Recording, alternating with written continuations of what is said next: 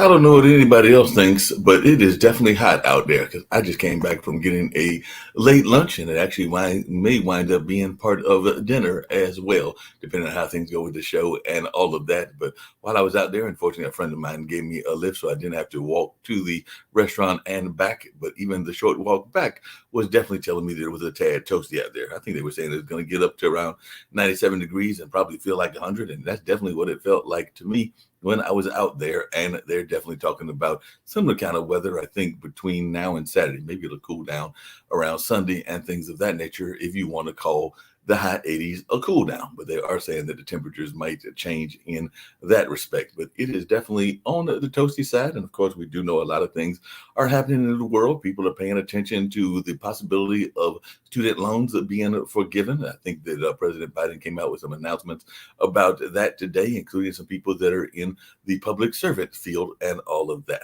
That is not my lane of expertise, so it won't be impacting me as far as I know. But maybe some of those other student loan forgivenesses can impact me, since I am still dealing with that several decades after, actually multiple decades after having graduated and all of those lines.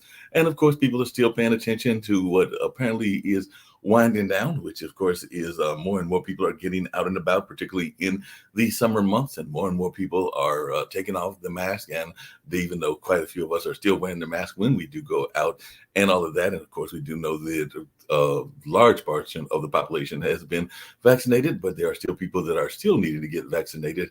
And of course, we do know that there are new strains constantly of this particular coronavirus and all along those lines. So that is some of the things that are going on. And I know a lot of people are very much concerned about their personal economies, because definitely it seems like prices are going up left and right. And definitely people are paying attention to things in that space and are worried about the possibility of this recession and all along those lines. So all kinds of things are happening in the world. I see that I've got Mr. Hinton in the house, and I was actually talking to definitely Miss Pia earlier, and of course they're going to be talking about an amazing play that they've got coming up, and I'm going to actually bring a clip about that up, and also just see how they're doing in general very shortly and all along that space. But definitely some amazing things happening in the world, and we're just glad to be part of what's happening, even though some of these things are sad and all along those lines. But even in the world, people are talking about oil prices, and while I am fortunate that I get around by mass transit, a lot of my friends are dealing with those cars and all in that space, and they're saying that oil prices have sunk below 100 for the first time in nearly 2 months, as traders grow bearish on the economy. So a major slowdown would likely depress demand for gas and other oil products, analysts say, even as the war in the Ukraine has helped keep supplies tight, making commodities a bright spot, even as other markets have tumbled dramatically. So analysts with Citi are warning that a recession could drag oil as low as $65 a barrel by the end of the year. So we're going to see what kind of impact that has on the gas prices and what goes on there. And of course, we are seeing things in the tech world, because Amazon has taken a bite of Grubhub. So apparently they've got a deal going on as well. And apparently that's impacted some friends of mine's businesses, because I know some friends that are in the space of DoorDash and in the space of some of those other gig economy jobs. And some of those, I think, took a little bit of a downturn in terms of investments and things in that space. Hopefully y'all were watching Sausage Star's show earlier today, which is about modern investing. And I know that some folks are even wondering about what crypto is going to look like as well, because they're saying that we're in the middle of what appears to be a crypto winter. So just they're saying that they have a new victim in that space. So Trouble Crypto Brokerage Voyage Digitals has filed for Chapter 11 bankruptcy protection because of the latest casualty of the spiraling crisis in digital asset markets. So I know a lot of people are getting very much excited about that space, and there are still some people that are excited about that space, but then there are others that are worried about what is going on there as well. But like I said, I'm going to bring up Ken and Pia, and we're going to talk a little bit about this production that they've got going on. But before we get to that production, I want to show this amazing clip that Ken sent me about the production and all of that, because when I got it, I was like, this is just a snazzy commercial and a snazzy promotion and all of that. And I was going like, this is just amazing. And of course, I am a fan of good music and all of that. So before I bring up Pia Morrison and Ken Hinton to talk about what they've got going on at Agape Theater, we're going to check out this lovely spot that they were kind enough to send me and all of that. So let's check this out. And then we'll be back with two amazing folks to learn more about why they decided to do a play about Ethel Waters. So let's check this out right now. I can't go. Everything I had is gone. Stormy weather. Since my man and I, we ain't together. Just keeps ringing all the time. Keeps ringing all the time.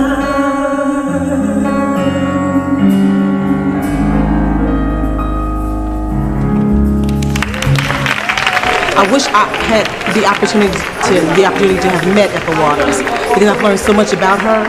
She's like the lady that I would have loved to live next door to, just to hear her words of wisdom and just to experience all the love that she seemed like she had to give. So if you haven't come out to see the show, I strongly advise you to do so. This band that we have is off the chain. Off the chain.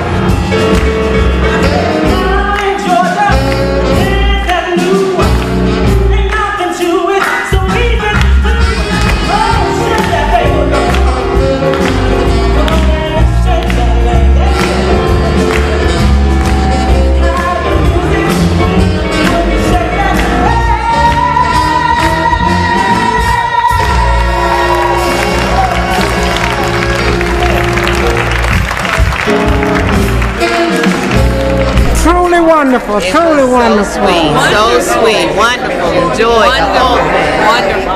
Yes, I learned a lot. Thank you for continuing the stories. Excellent job, really nice. I thought it was fantastic. I learned about Ethel Waters and I was just drawn into the story.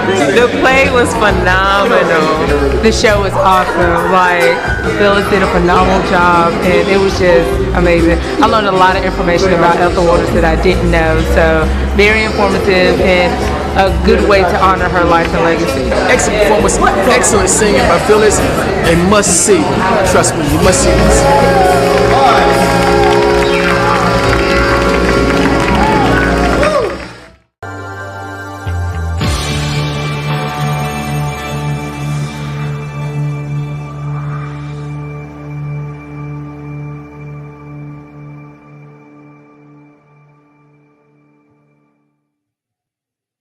And we've got Ken Hinton with us as well as Pia Morrison and all of that. So I'm glad that Ken has joined this conversation. He's the founder of Agape Theater and all of that. And I've got to commend you because this past weekend, as I was saying earlier on some of the other shows that I've been part of, I had the pleasure of hearing some great music and some great entertainment and seeing some great art. But unfortunately, it was at outside festivals. And yes, it was a tad hot. Not like today, but it was still a tad hot. Whereas these performances you're doing are in the inside where it's slightly air conditioned and all along those lines. So you were smart enough to do your bit on the inside versus the outside. But love to hear more about Agape Theater and just about how this is coming about. And of course, we definitely want to get to this particular production. So Ken, glad you were able to join me and definitely looking forward to learning more about what Agape's got going on. Well, listen, you're invited to any performance that's left. You can come and you might come because you and I go way back, way back. And I'm going to tell you, this show is even better than the one we did at Haytide because it's in a thrust stage. And if people don't understand, a proscenium stage is when the stage is up front and everybody's sitting in front.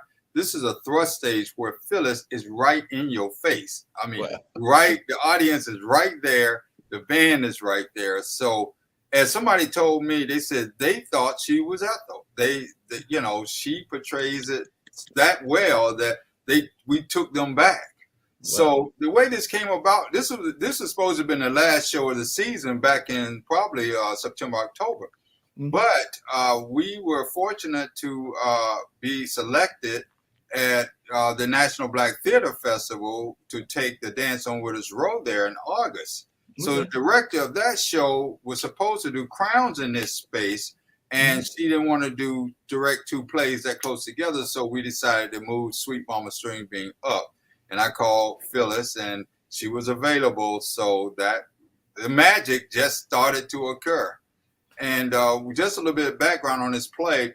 In 1995, when I was in graduate school at the University of California, Santa Barbara, the playwright and I were classmates. So she was working on her doctorate, and I was working on my master's. And this was a part of her dissertation, writing this play, the Life and Times of the Waters. And so she performed this show all over the country. She's won a Kennedy Award for this play. And then I was graced with the honor to be able to redo this play, and got the phenomenal talent of Phyllis Morrison to do this play with me. So you don't heard enough from me. We want to hear the Queen. I definitely want to hear from Phyllis and everything, and I definitely want to get to that. You got to hear from the Queen and how she loved this role and everything. But before we get to the Queen, how long have you been in theater, and what got you into theater? Were you the kid that was going to be a theater person all your life, or is this something you discovered late in life? My first career was broadcast television, and when I was at the University of California, I was a television producer, director, and I was shooting a lot of theater. I was shooting a lot of operas, and I was shooting spoken word and the whole thing. And then this theater chair came to me and said, "You ever thought about getting an advanced degree in theater?" I said, "No." Well, you need to do that. So the employee development program at University of California allowed me to go to school during the day and then come back to work. So I walked out of my site where I was working and went to classes and came back. Plus, they gave me a 1/3 tuition and they took it out of my check. So God is good. That's the only thing I can say. He made this happen. So when I left California, I was in California for 25 years. When I left California, I came back and started teaching at Shaw University, and was retired from Shaw University in 2018, and was also teaching at North Carolina Central. So I've been doing plays ever since the 1998, since I've come back. I'm not also always a director. I'm an actor. I was in Trouble in Mind. I was in Dance on Widows Row at Barley Little Theater. And so I got a passion for this work. And I saw a young man today walked in my office. I'm in my office at Central. I'm working on a grant. But he came in, Sheldon, and he's a professor now down at the University of Mississippi. And it's very rewarding to see your students that pass through you go do things. For example, the person that's working on the lighting is internationally known, and she's one of my former students and came back to do this lighting for Sweet Mama String Bean. I think she did an excellent job. So we did this at Hayti in 2019, and then we moved it to Burning Coal back then in 2019. So we're bringing it back, and this time it's very special. And Miss Morrison is the show. She's the show. I mean, her band is bad too, but that voice. What can I can tell, even in that advertisement, I can tell that the voice is amazing and all of that. Miss Morrison, how did you get involved in theater, and was it something that you were always going to do? I know we were talking beforehand about being a adopted or having kids that you have adopted and all that, being a foster parent and all in that space. So I was just wondering if you could share a little bit about your theater background and how that came about, and whether you just knew you were going to be an actress even way back in your young days. You know, it's funny that you should ask that question, because as a child growing up, I remember very distinctly when people would say, "Well, what do you want to be when you grow up?" I would always say, "I want to be a movie star." That's what I would always say. And then that kind of faded away because I started to gravitate towards music and singing. and that became my passion, singing. And I forgot about acting. Never thought that I would ever be an actress. I just love singing. And I didn't enter the theater scene actually until 5 years ago in 2017, at the ripe old age of, I will not say. But and that was even a fluke. A friend of mine lives in Burlington, and she was auditioning for a role in Sister Act. And she called me and she says, will you come and help me prepare a song for my audition? And I said, yeah, I'll come help you. She says, but you ought to audition too. I'm like, nah, I'm good. I'm gonna let you handle the acting thing. Nah, I'm good. No, I don't want to. And when I went to help her with her audition, I'm sitting there and all of a sudden I said, well, I'm here. Why not? Right. And I actually got up and auditioned. I sang and read. And that night before I left, I was offered the lead role of Dolores Van Cartier. And I've been acting ever since. It's been a ball. And what about the singing? When did you first discover your singing talent? And what has been your impression of our singing community and our music community here in the Carolinas? Because I know that we have some very rich history, but I'd love to hear some of your thoughts about the singing community here and just the music community in general. Sure. Well, I started, as far as I can remember back, Mark, I've been singing. I know I told you that my children are adopted, but I also am adopted. Okay. And I was 5 years old when I was adopted, and my parents immediately started allowing me to take piano lessons. And so I would take my piano lessons, and I am a proficient pianist. But what I noticed was when I would practice my piano, I was more interested in the lyrics on the page more so than the notes and playing them. So that's where my love of singing actually, started and grew. And then I played for church choirs, started playing for Sunday school when I was 9, started playing for church choirs when I was 13. And I've been a minister of music / worship leader all my life. So my love of singing is just in there. I think when the doctor slapped my little hind parts on the day I was born, I came out singing. Came out singing those parts even at a young age and everything. What is it about, and I know a little bit about her history, but and love to hear also from Kim, but what is it about Ethel Waters and Ethel Waters' background that drew you to this role and everything? So what is it, some of the things that you learned about Ethel and some of the things that drew you into wanting to have this particular powerful role? Well, I knew her name, okay? I've heard the name, but I didn't know much about Ethel Waters at all until Ken offered me the role. And then when I read the script, and then after reading the script, I started doing my own research. And the thing that drew me into her was the fact that so much of her childhood mirrored so much of mine. Her relationship with her mother, or the lack thereof, that she so desperately longed for, was so much like mine. Her passion for singing, I'm like, this woman, this is her story is my story. Barring the poverty piece. Well, not that I grew up rich, understand, but I didn't live in the kind of poverty that she came from. But everything else about her life was so close to mine. I could not help but form a connection with her. I've watched a number of interviews that she did later in life, and just listening to her talk about her life drew me in even closer to, have you ever met someone, or not met, but have you ever read about someone or studied somebody and you just wished that you would have the opportunity to meet them before they died? Yeah, definitely. Well, Ethel Waters is that person for me. Her spirit, just her smile, her eyes, it just exudes happy.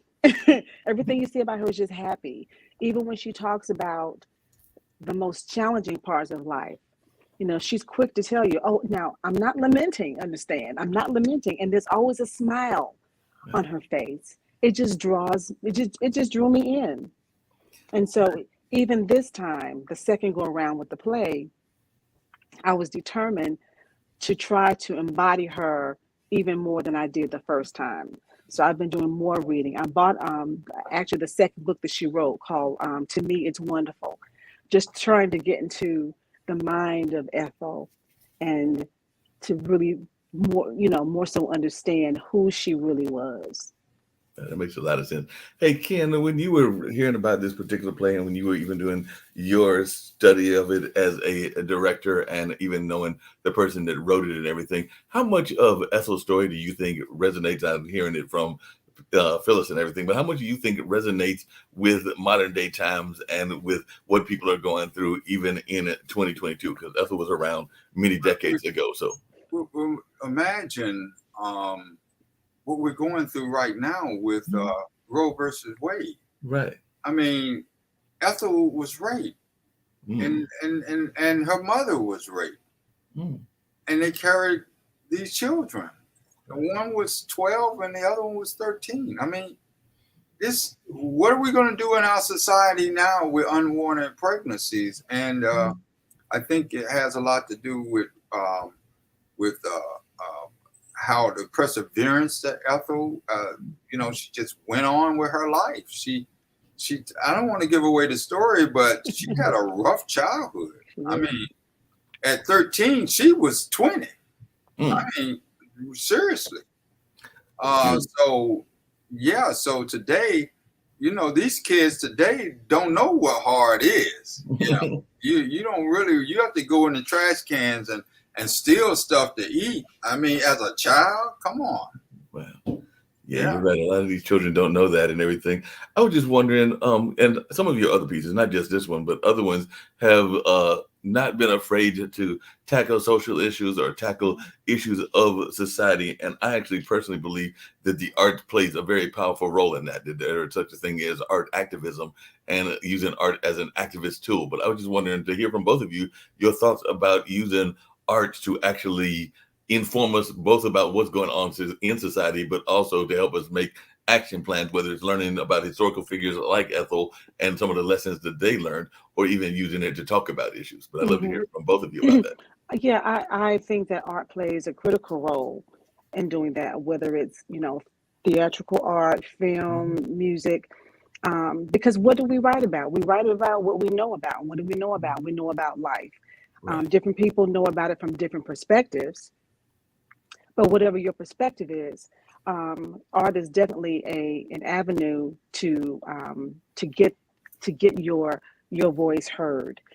Everyone won't necessarily agree with whatever your perspective is, and that's okay. But you have the right to get it out there. There are so many social issues right now. Abortion is not the only one that's out there. We're still dealing with race issues. And music has long time, and I speak of music because that's, again, my passion, has been a long time avenue for expressing the pain that comes along with issues of racial disparities. Stevie Wonder, oh my gosh, he is the master of writing about social issues. And again, it doesn't necessarily change everyone's mindset to agree with whatever is being said, but it can make you aware. Yeah, and awareness is what is key. Yeah, I agree. What are your thoughts about that, Ken? Yeah, well, I like to say that being a theater teacher and teaching everything all the way back from the person that won the first African American to win Academy Award for Gone with the Wind, right? Then Daniels. Yeah, and then talk about Raising in the Sun, Lorraine Hansberry, and then to bring the kids, and they've never heard of this stuff, So I try to make them know this stuff, but to bring it up to date, Mark. Agape is only one of 3 African American production theater companies in the Triangle. Wow! So people depend on us to tell stories about African Americans. So even our mission statement is our Agape Theater Project is a faith and community-based organization that created for the purpose of producing and promoting original plays by predominantly African American playwrights in an effort to reach across social, spiritual, economic, and racial boundary lines. So I'm presenting plays that nobody else is doing. Right. They are the majority races out there doing black plays. They want to do the same ones. They want to do Color Purple. They want to do Pearly. They want to do, they keep recycling this real old stuff when there is plenty of African Americans playwrights out there. One of the good plays that we did was called Still Away by Ramona King, which was about these, and Phyllis was in one of them, about these women who put black young girls through college. And when the funds, it was in the 40s, when this funds dried up, they went to the bank to get a loan, and they laughed at her. They laughed at her and said, black folks, colored folks don't need no education. You leave that to us. So they got mad, and the little young girl that just graduated from high school, they turned around and went back and robbed the bank. So, I mean, it's a hilarious comedy about how these people robbed this bank and got away with it. Right. And so they thought back in the 40s that it was the mob that did it, Mm-hmm. So, yeah, that's stories. And the Amen Corner we produced Trouble in Mind, which was a play about the black cast and the white cast coming together to do the play. And they had a problem. Willetta, the black actress, had a problem with the way it was written. And I'll never forget in the play, one of her lines, the way they wrote the play was that the mama's going to send the child out to be lynched. Mm-hmm. And she's saying, that's not what black people do. You got to come in here and get my son. You got to kill me first. But in the play, they wrote it that she just went out. So she went and asked the director and said, would you send your son out to be lynched? Right. And he said, your son and my son don't have a thing in common. Wow. Nothing. So that right there was a racism in the play. And so I like to pick the plays and tell these stories. And Ethel Waters is another one that everybody that comes out of the theater says, oh, I did not know that about Ethel Waters. They learn all her songs. They learn everything she went through and how she became the highest paid African-American songist in the country. Wow. Back during her day. She was knocking down $2,500 a week back in the 30s. Mm-mm. Yeah. So she was right before this. So she's just not known as much as she should be. No, I agree. And I know a lot of times when people think about that period, they think about some others that were roughly in the same area, like Dorothy and Josephine Baker, but she seems to be the one that is lost in the shuffle because I usually think about some of the others. And I was just wondering, why do you think it is that she did get lost in the shuffle historically? Because a lot of times you will hear more about Dorothy Dandridge or Josephine Baker or some of the other figures that before you'll hear about it. Go ahead. Well, I think one reason, and it hasn't really changed, has to do with society's desire for what they consider to be beautiful. You have to have a certain look, Ethel, to me, she was a beautiful woman, but she was significantly larger than the other ones. She's not fat, but just larger. She was big bones, a little bit taller. So she didn't look like Dorothy Dandridge did. She didn't have that beauty factor, so to speak, of Lena Horne. So I really think that played a large role with it. Even today, I think we've made great leaps and bounds in that. We have artists like, for instance, Missy Elliott. She's not your stereotypical, she's lost weight, but even before that, she made her inroads into hip hop and rap. But it's all about the look. Yeah, it's all about the look.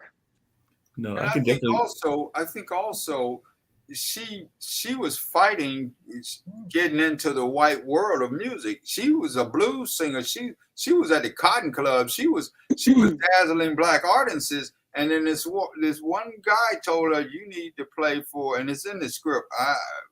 Phyllis know it better than me, but it's like she finally stepped over, and then they discovered her. They put her in movies and stuff. I don't know if you remember, she was in Cabin in the Sky with who else was in that movie? Eddie Anderson, who used to play Rochester on Jack Benny. He was in that movie, and she sung in that movie. She starred in that movie. That movie was a big hit. And so she was in 1,000 Cheer on Broadway. She was one of the first Black women to be featured on Broadway. So she did a lot. She did. right. But you know, to speak to Mark's question though, I think she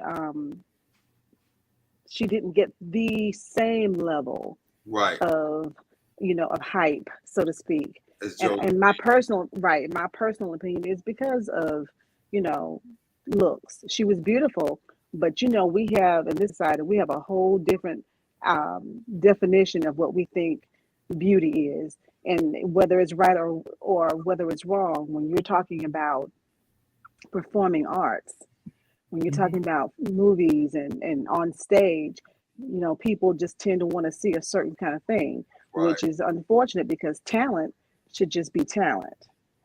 You know, it really should be, but people want to see what they want to see. It's interesting you say that because we actually have a person that is from Australia that comes in to some of our shows. He's one of our regular moderators, and we sometimes get into arguments because he thinks that I am making much ado about nothing, to borrow like an old expression, when I bring up the fact that I think that racism and colorism still exist. And like I said, even It's though he's alive of age, and well. And it exists in our own race, you know. It's alive and well. Yeah, it's Yeah. you know, even Ethel said that. She said that they used to make motion pictures when she was in it, and they would stick her in a cotton field, and then they did that so that when they played the thing back, they could cut her out, right, black and white. You know, that she makes it. It's in the script, black and white. You know, they can cut, so it's mostly white. Right. Yeah. So yeah, but Phyllis, you're not making much. You're not making much ado about nothing. Colorism, it exists. It everywhere you look, you can see examples of it every day. I mean, look at what happened the other day. Why would you shoot a black man with unarmed with 90 bullets, and 60 of them hit him? And then this is what the kicker was. They handcuffed him after he was already dead. What do they think? He gonna jump up? You know, it's sick. But a white guy with a gun can be taken in custody. Well, don't let me. No, go ahead. That's what this whole show is about. We love having very real conversations and very open conversations and all that. I'm glad that you said that it's real, Phyllis, and everything. Because like I said, part of the conversation we have is that he also sometimes feels, and I actually had my friend Jacoby on a show that we were doing early this morning talking about some of the stuff after we had gone off the air and everything, because he sometimes thinks that because he comes from a more affluent environment that he doesn't necessarily maybe see as much of the racism as folks that are actually here in the United States see, that have to deal with it on a daily basis. So for folks that are watching from around the world and everything, because it is a world network, this whole pod TV thing and everything, what would your conversation be to those that are thinking that this is a thing of the past in 2022? So are we talking about those of us who look like us, or those of us who look like the others? Because if you have melanin in your skin, right, and you really believe that racism is a thing of the past, then not only are you ignorant to the issues that are around you, but you got some serious blinders on.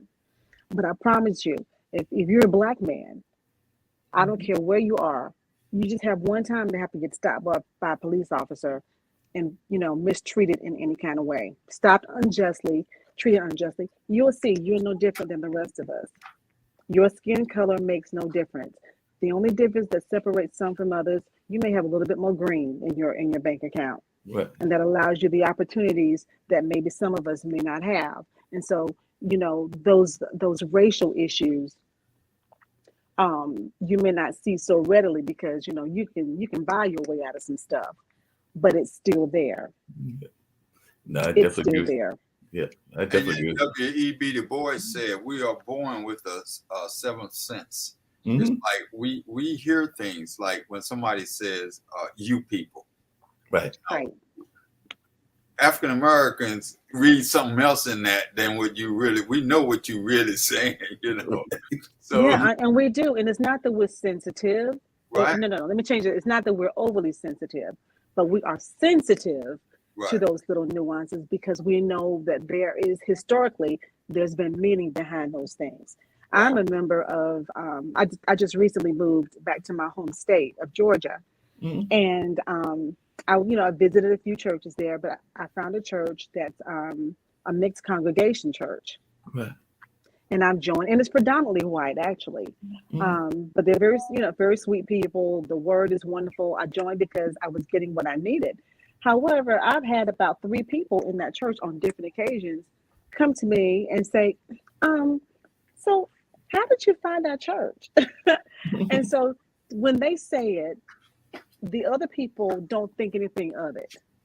They think that they're just asking me an innocent question. How did you happen to find our church? When I hear it, I hear something altogether different. I hear, you're a Black woman. We're a white church. How did you just happen to find your way to our church? Now, I could be wrong, but that's what I hear. No, and I know what you're saying. It's easy you say that, Phyllis, because there is a Italian American, another gentleman that part of the network and everything, and he is.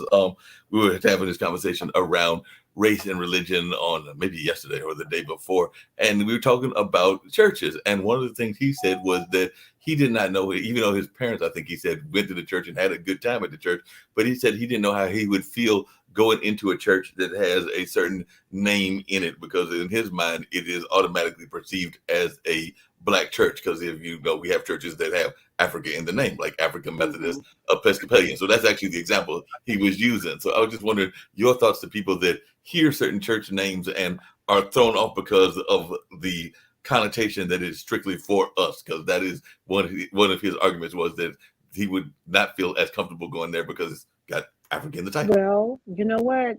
As long as I can remember, and if you look back in history, things that have been predominantly for white people may not have the word white in it, but we knew. We knew, oh, that's so-and-so country club.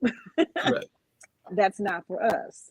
So the sad part is we have had to have organizations that specifically state African whatever, or Black whatever, because we needed to know that, oh, this is something that is for people that look like me.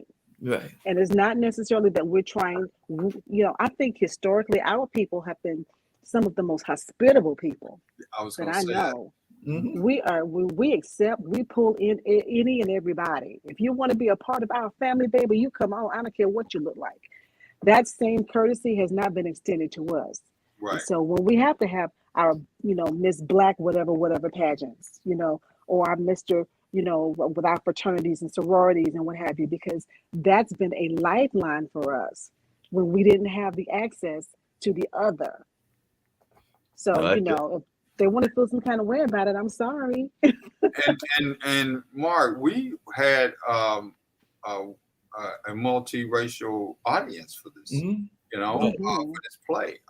Whites come in and they enjoy themselves. They really learn, and this play talks about the racism right in front of them. It talks about what she went through, and they know it. They know that Blacks have gone through. Ethel could not eat or drink or sit at the same, she has to come in the back door, and sometimes there'll be audiences all white. I mean, so.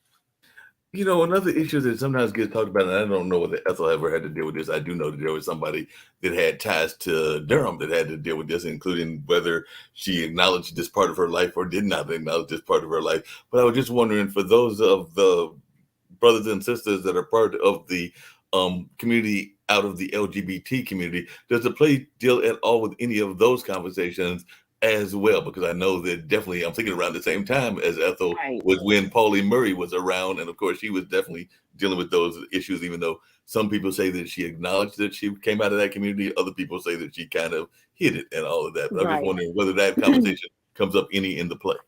It does not come up in the play, but what's interesting is, so in my research of Ethel, anybody who's ever researched her knows that she did have a stint of time when she had a relationship with a woman, Ethel Williams. So there were 2 Ethels. Ethel Waters was with Ethel Williams. And in the play, she briefly mentions Ethel Williams because they were a part of a colored company together. So Ethel Williams was the dancer, and Ethel Waters was the singer, and that's as far as she goes. And even in her interviews that I've heard, her later life, she never talks about it. And my personal opinion is, and again, I don't know Ethel, never met her, but her strong faith foundation, particularly at the end of her life, I personally think that was something that her relationship with Ethel Williams was something that she wasn't necessarily particularly proud of, because it wasn't anything that she really talked about. Gotcha. She talked more about her faith in God and Jesus Christ and her love of him and how he has forgiven her for so many things, and she just wanted to spread that love around. So yeah, that makes a lot of sense. One of the things that I used to love about the period that Ethel was from and other periods, and I think I've told you this before, Ken, is I actually think we're in the middle of a new period that is similar to this and everything. But I have always felt that historically there have been some great renaissances. The Harlem Renaissance was definitely one, and we saw some people, including some that made Durham home, like Zora Neale Hurston and others, during that period. And of course, there was a lot of great community connections and connections of people from different parts of the country. So you might be in the South, you might be in Florida or North Carolina, you might be in New York, and you had some great friendships, because I know that even my grandmother was part of that community, and she was the woman that created the first Black library there in Raleigh. But I know that she is mentioned in the book of letters between Arna Bontemps and Langston Hughes, because there's a passage in there where they talk about, we got to stop by Miss Molly Lee's house because we know her and her husband might have some schnapps and some other things that we can enjoy, including some conversation. So I guess my question to you, Ken, is do you think that this kind of renaissance is being reborn? And also what some of your research was as a director about that whole Renaissance period and how we were very much the cultural community more connected than we sometimes seem to be now? I think back in the day we were more connected than we are now. There used to be a Black Wall Street in Durham, right? Yes. And I teach my students that Zora Neale Hurston in 1937 taught at North Carolina Central University. Right. So, but during the Harlem Renaissance, that was it. It was a place. Harlem was a place. Everybody moved. What one guy said in his film, it's better to be a dishwasher in Harlem than a principal at a high school down in the South. And it was because you had the food, you had the music, you had the art, you had the theater, you had the film, you had everything in Harlem that you needed. And that's what I like about Durham is, I'm from Raleigh and I don't have anything bad to say about Raleigh, but Durham is it for me. I love being in Durham. People are like, you from Raleigh and you live in Durham? Yeah, I live in Durham, City of the Arts. Yeah. So I think we are making a little bit at it, but it's going to take a lot more money to be poured into the community. And one of the leaders in this community is the Hayti Heritage Center, and I can't wait to get back and do some more programming over there. I'm on the Durham Arts Council board, and I'm also on the Carolina Theater board. So I'm gonna try, and you and I was on the board together. So try to infuse a little bit more African American entertainment into their programs. We really do. Yeah, I definitely like that and everything. And one of those Renaissance places that we oftentimes hear people talk about, even though they've had some of their own political situations, including what was going on with Stacey Abrams and everything. But I'd love to hear Phyllis's thoughts about what's been happening in Georgia and even the Georgia cultural community, because definitely I know when I think of cultural places, I think of some of the things that Tyler Perry has been doing in film, but also some of the things that are going on in the theater world of Atlanta and the music world of Atlanta. So I know but the thing about it is that they are still trying to take Atlanta over when Atlanta is 65% Black. I mean, and now they're trying to say the vote that they're going to try to control whether they can, the vote wasn't right in Atlanta. Come on. This is ridiculous. Yeah. So I honestly can't speak to what's happening in Atlanta.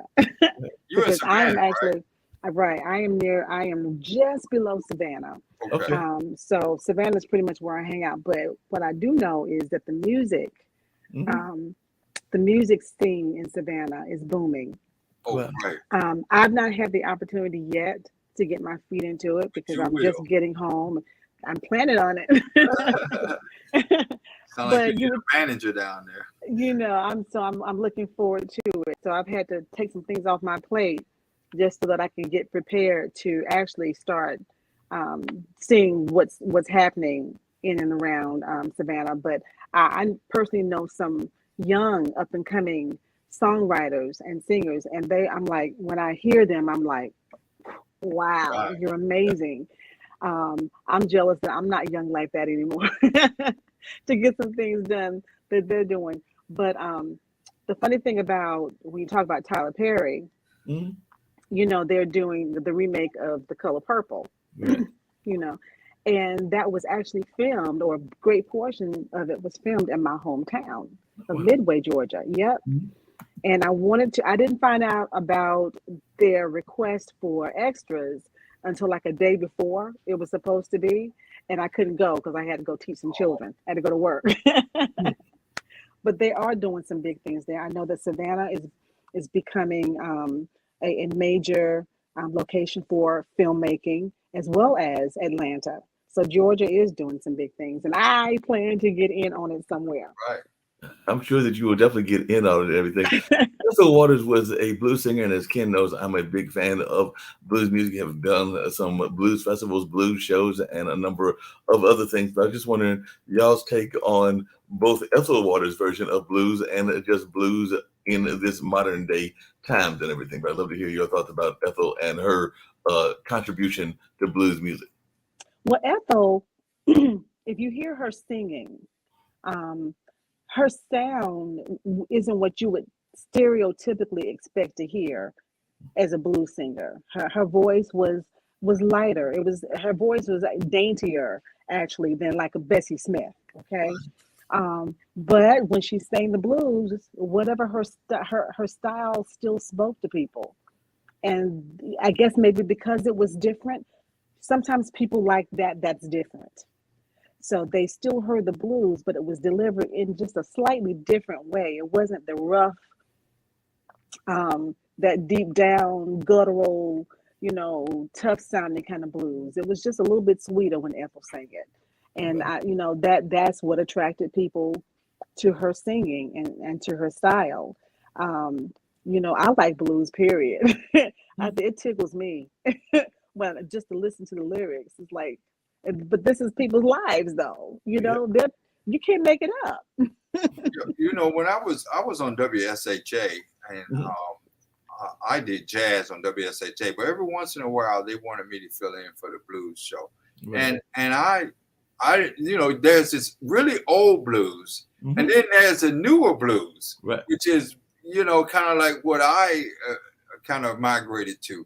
And when I say newer blues, John Lee Hooker, you know, some of the artists that were not all the way back to the 30s, but were in the 50s, 60s, and 70s. But Ethel Waters always talks in this play about her relationship with Bessie Smith. And at one time she was singing, she was on a bill with Bessie, and Bessie got mad, man, because she said, "You ain't singing no blues out here," and the audience just said, wanted her to sing blues. So so and she talks about when she replaced Florence Mills, and it's all during that time, and her and Josephine Baker was on the same bill. So all this is during that time. Yeah, it sounds amazing and everything. I know one of the other things that have been coming up in conversations, y'all mentioned Roe versus Wade earlier and everything, has been the way that particularly our lady folks have not been getting the same kind of money as gentlemen and everything. And it seems to me that Ethel faced that same thing, because I know when I was doing research, you were talking about making working as a maid and working for like $4.75, which is very much under the minimum wage of today's times, and it was definitely not some great money even in that time. But I was just wondering some of y'all's thoughts about her role as what some people would consider a feminist. I know I just introduced a punk band on Monday, and they all the two ladies and the guy called themselves unapologetically feminists and all of that. And it seems to me that she might fall in that same category. That's a good question. I never thought of Ethel as I never equated the word feminist with her, but I mean, I guess I guess you could. Ethel, from what I have gleaned from her, was just all about, the come up, you Mhm. know. She wanted to please. She loved her music so much that it was all about what the audience wanted. And in giving the audience what they wanted, she reaped the benefits of, the salaries. Her, in terms of her finances and notoriety, she talked more or dealt more on the fact that she gained these things as a colored person, more so than a female. She does talk about her stint in Broadway when there was Mhm. one period of time when she was actually the highest paid woman on Broadway. And this was around 1931, 30, between 32 and 33. Right. And she didn't, it wasn't the highest paid colored performer on Broadway, it's the highest paid woman. She Mm. was actually making more money than white folk Yes. She had a white at that maid. time. Right, she could afford a white maid. So I think she would actually be okay with being dubbed as a feminist, just because as a woman you're all about the cause of women, but Right. she was really more so enthused about her gains in her profession and how those gains positively affected the Negro people. Yeah. And along those same lines, and I'd love to hear maybe Kent's thoughts about this, but I was doing some of this research and everything. I also found out that she was part of a production that actually foretold, even though it was done satirically, about a black president, because she was actually had a Ooh. satirical film called Rufus Jones for President, which actually featured a very young Sammy Davis Jr. So I was wondering Right. if you did any research on that and what your thoughts were about her kind of like having this black president in this film that she was part of as well. Well, I'm not up on that. You done a little bit more research than I have, but I heard of the film, but I didn't know about her role in it. But she did, as a feminist, take care of herself. She know when she was being shaken down, and that she would speak up for herself. And this is in the play too, that she made sure that nobody was cheating her, and she could cuss more than anybody else. She says that because she grew up kind of rough. But no, I'm not familiar with her relationship with the black president. Yeah, she did a satirical. It was part of an all satirical cast and all Right. along those lines. And the other thing that I learned that I would find fascinating, because a lot of times when people think about early films with African American leads, they think about Julie, but apparently she had a early television series as well. So it was called Beulah or something like that, and I wasn't even around because I was like 50 to 52. But I was wondering any thoughts that you had about that, or if that's mentioned in the film or in the play also. No, it's not mentioned in the play at all. In fact, the play seems to cover Ethel's life from birth Mhm. until around the end of 1939, the very top of 1940. So it didn't cover anything about her television show, but I do know that she did have one, and if I'm not mistaken, she was the first African American She was. woman, to have her Her own own TV show. television. Exactly, and in fact, so the play covered through the end of 1939, but if I'm not mistaken, I think her TV show started around 1939, 1940. Yeah. Well, Mhm. 1945, 1950s is when people start really buying TV sets. Right. It wasn't until the 50s that everybody had one. So I would imagine, like you said, it would be like 1942, 43, something like that.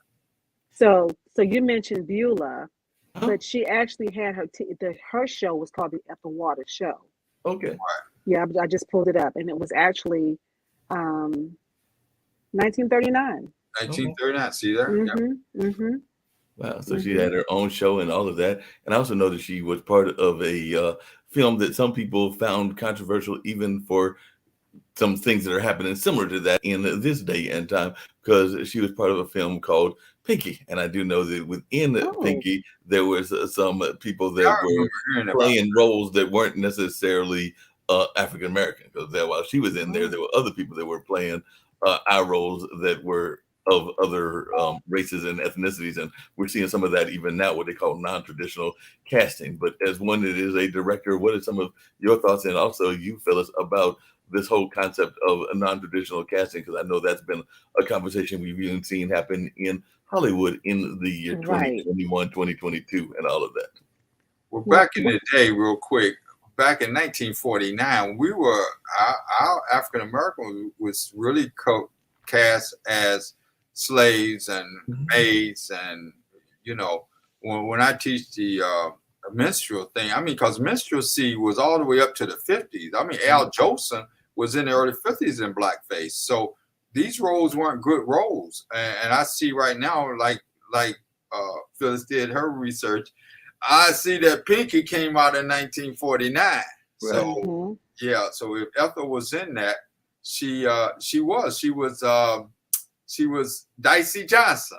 I don't know what that was about, but anyway, go ahead, Phyllis. Yeah, so I don't really think, Mark, that that's really anything new when you really think about it, you know. And a friend of Kenneth and mine was just telling us last week that she actually starred in a play recently. She was the lead character, and all of the other characters in the play were white, but they were playing Black people. Right. You know, right. And which was mind-blowing to me, because I'm like, okay, this is the 21st century. We still doing that? Right. I mean, as many, particularly in this area, in the Triangle area, as many actors as we have that are non-white, you still gotta get white actors to play Black people. I don't understand it. Yeah, I don't understand that either, and that's why I was saying I was surprised. And I've also seen people that have wanted people to play other roles, whether that's white folks playing Latin folks or Asians or a number of other folks, and then that can diminish some of the opportunities for people that are actually in those groups that actually need some of that work in my mind and everything. I know they used to do it. Think about the Tarzan television series back in the day. You know, they would have, they had some Africans or some Black people, but then they had, it wasn't uncommon to have on the Westerns, white folk colored up with makeup to play, Native Americans, right. And then white folk, of course, would typically do the blackface. Everybody could play us except us, Right. And I think that was just another sign of the industry, the film industry, controlling it and trying to limit African American access to the industry. No, definitely. Like with Hattie McDaniels, who won that first Academy Award. It wasn't until Sidney Poitier how long has that been? She won it in 1939, and Sidney Poitier just won it in 1990 something. That's kind of, not 1990. He won it for Lilies in the Field, so that must have been in the 30s. In the 70s. 70s, but still about 40, 50 years between one and the other, and then I think there was another 30 or 40 in between the time he won and the next one won. So the next one was Denzel Washington, wasn't it? Yeah, I think it was Denzel. Yep, it was. I remember that. Yeah, so that's great spaces in between all of that and everything. You had mentioned earlier that is this production going into, and I know that I was hoping they were going to do something this year, even though I wasn't sure what the plans were and whether they're going to start doing it every even year. Since they're going to start doing it every even year now. So what is your thoughts about the National Black Theater Festival and its role in helping develop our theater community, both nationally and globally? Because I know you've been involved in that, and I know there's some people from Central that have been involved, seems almost like since the beginning, like one of our great technical directors, because I think Artie's been involved for. Artie's been with them for a long time. I've only been working with the festival since 2011, and I'm one of the employees because I've actually worked as a videographer. I filmed the whole festival with a team of people, and I've created documentaries since 2011.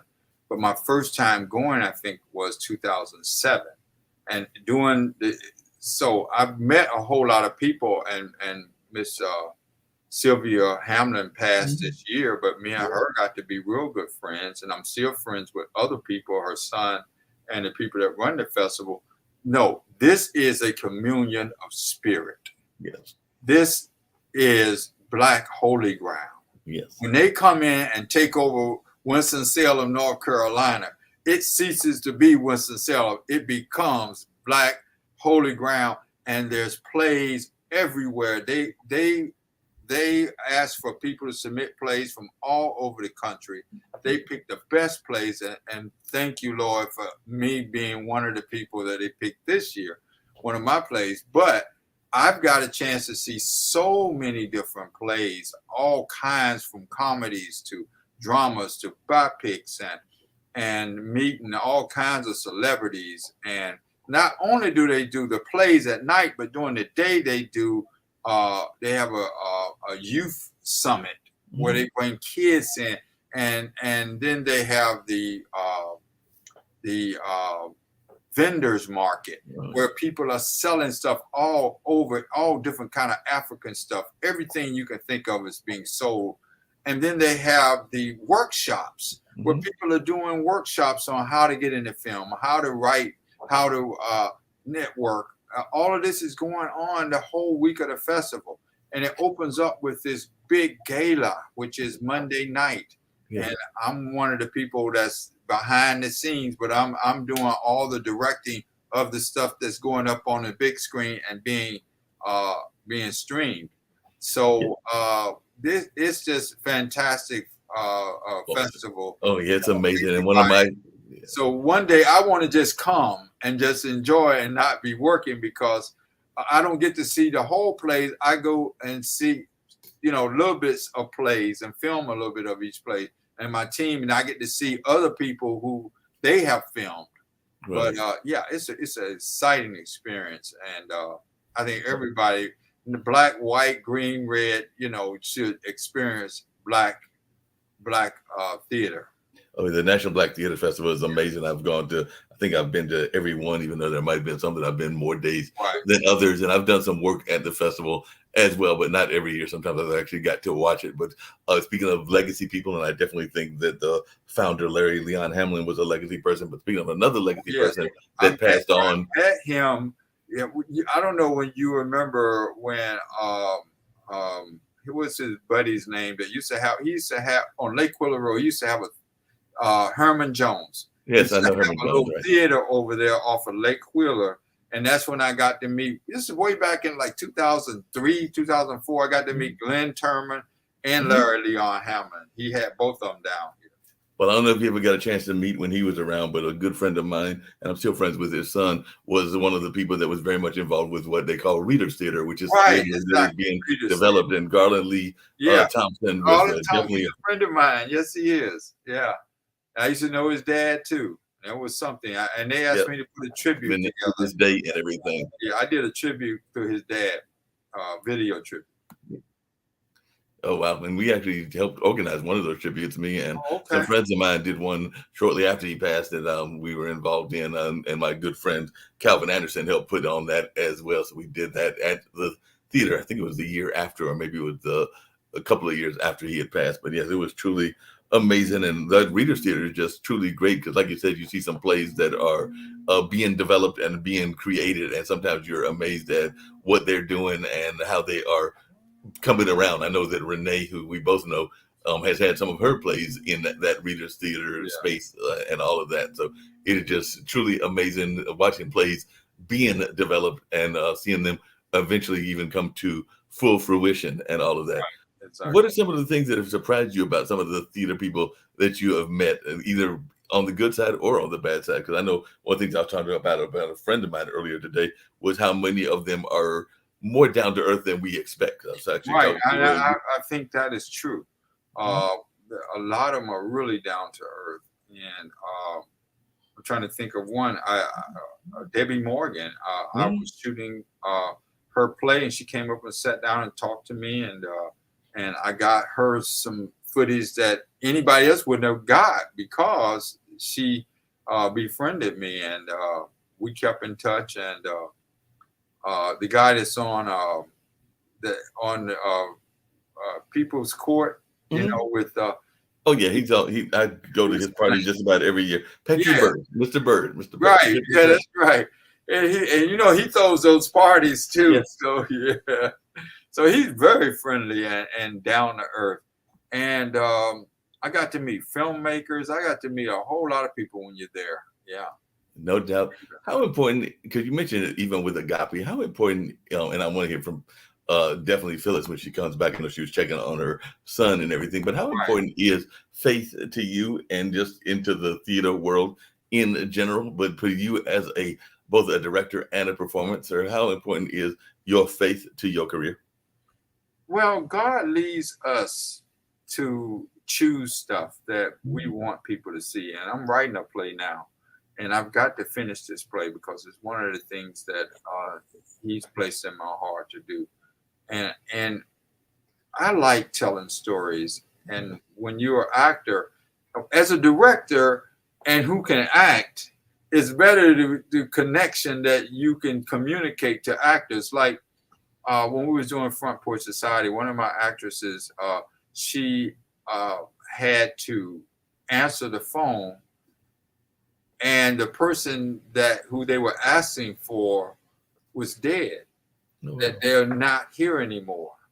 And I was trying to tell her that this is a very important moment in the play, right? Mm-hmm. That when you look over, you have to remember that she's not there anymore. Right. And it's a difference when and I just like to show you, if somebody says, hi, let me speak to Mark, and you look over and you say, oh, Mark is not here. But there's another thing, say, oh, let me get Mark, and then you look over and then you like, that's right, Mark ain't here no more. And then you come back to the phone. So that's this kind of stuff that I like, you know, is one of the things we like to say to actors is, if you believe, you can make others believe. Oh yeah. That's so you got to believe that you are who you are, and you are all in this real situation, and then you'll make your audience believe that you are that person.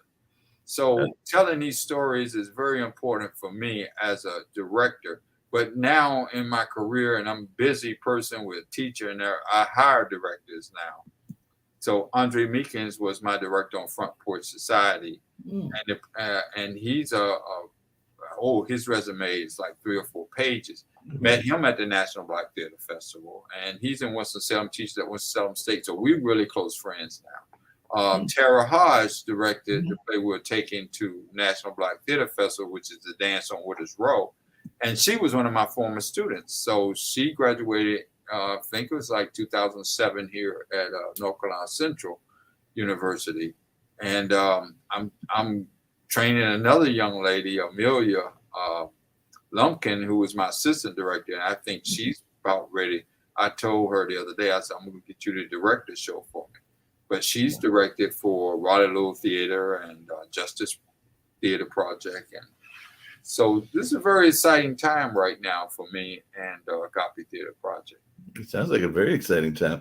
I know one of the things that Nick talks about, one of the founders, and like I said, I may ask Phyllis if she comes back as well this question, but one thing we talk about on the show and on the network in general is how much the arts can help us develop critical thinking and develop those skills. But unfortunately, the arts in our education system doesn't get as much respect as it probably should. Because I know Nick is sometimes arguing that he would like to see maybe more arts taught in our school system, and he definitely would like to see more financial literacy taught, because unfortunately a lot of our artists don't know the skill sets that they need in life, whether that's finances or whether that's knowing how to balance their own personal books and things of that nature, but or even get insurance. But I just wondered your thoughts about the importance of art as an educational tool.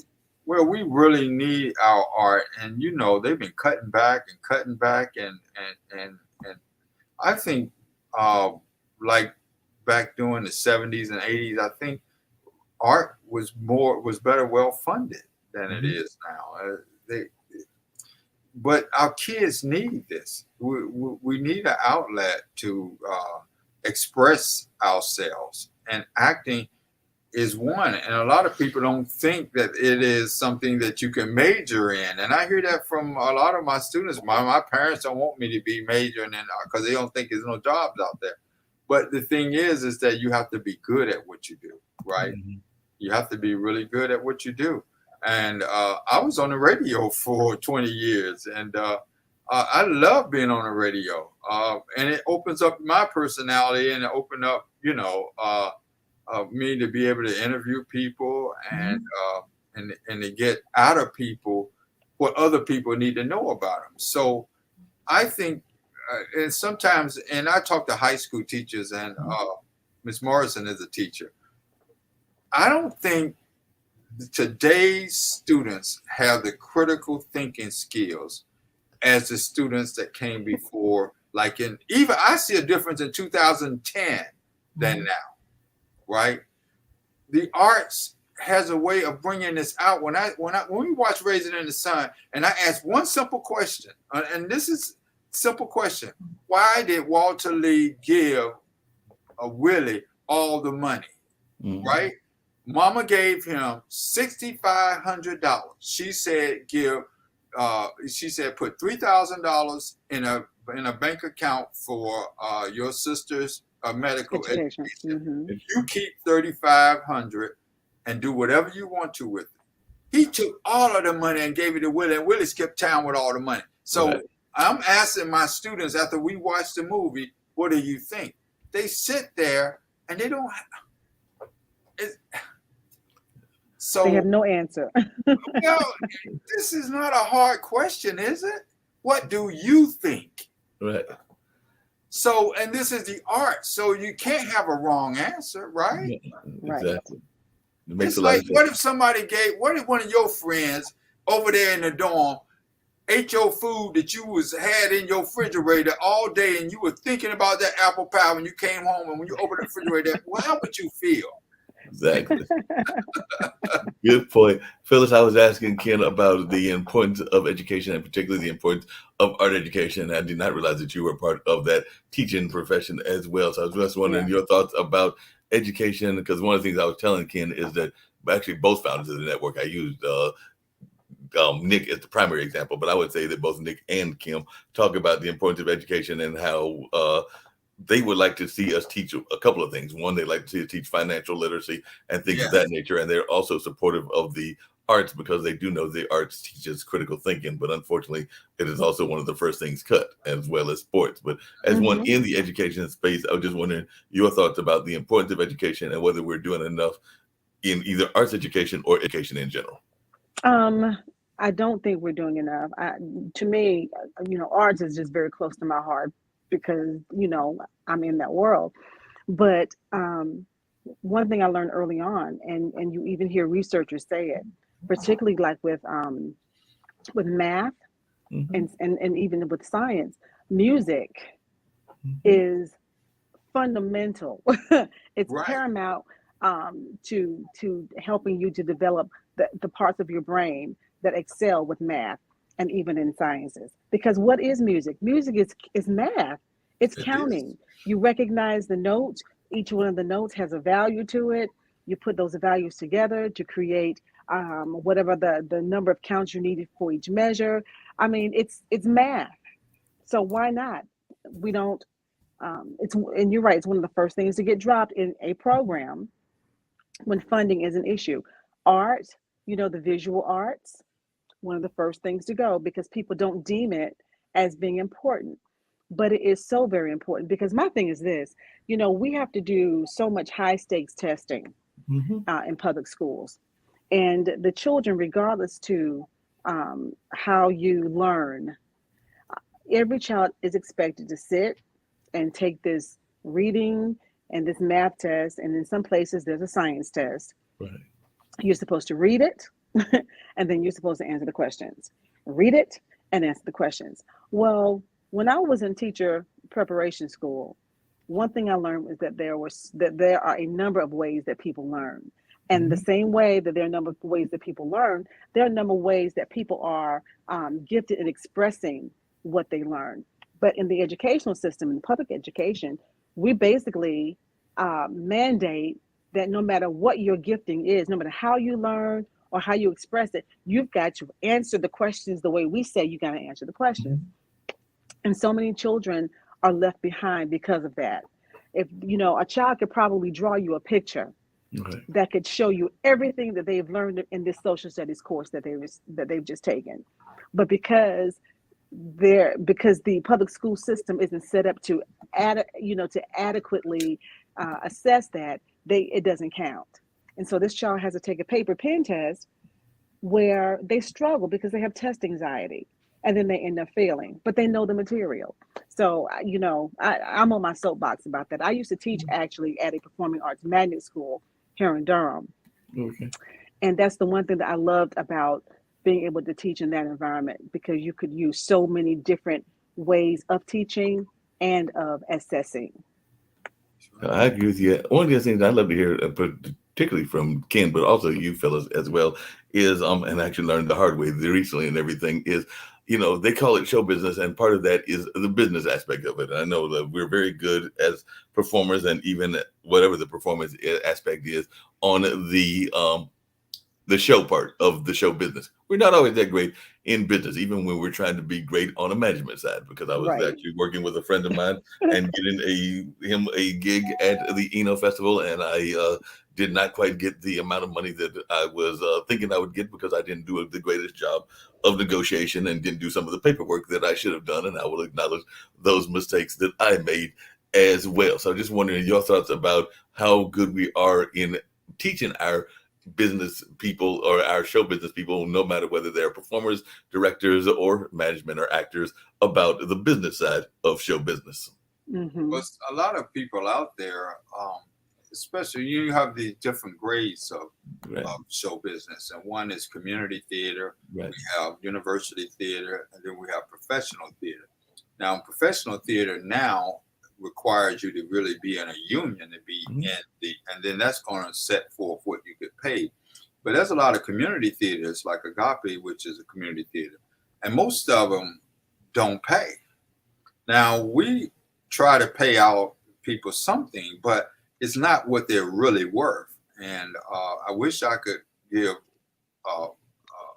Ms. Morrison what she's really worth, but the funding just isn't there. But she understands that, and the people who work in community theater understand it, because if you work for, I'm not going to name them, but they downtown and they are city of Raleigh, they don't pay you nothing, right? Wow. So we try to give stipends to our people, but they really need to learn about what they're worth. And I try to tell my students, you might work for nothing now, but just by seeing you may make you worth something in the future. So it's really important to have stuff on your resume than it is for you to just say, I'm not going to be in this because they're not paying me enough money. No, you need to build your resume, and then one day you'll get it. Like, for instance, one of my former students, Alphonse, who came through here back in 2007, I wanted to say, he is on P-Valley now. He's a star of P-Valley, which is on TV, which is on Netflix, I think, or one of the Showtime or something. But he and I talked to him. He went to New York and was out on the sidewalk playing drums for money. Wow. But he went to auditions, start being in this, start being that. He was also in the Self-Made. He was in Self-Made. So I'm very proud of him. So this is a wonderful opportunity for a lot of people to get known if you know how to work your career. Yeah, that makes sense. And then once you get known, or once you have some experience under your belt, then you do have to be cognizant and able to ask for compensation that is worthy of what you're giving. I struggled with that for a long time. Singing, music has been my thing, and for years, I was too, I don't know what the word is, too humble or whatever to monetize, to give people, well, how much do you charge? Well, whatever you want to give me. Let me tell you something. After you say that a few Yeah. times and you end up walking away with $10 Right. or $25, you learn real quick. Oh, no, that's not what we're gonna do. People, you have to teach people how to treat you.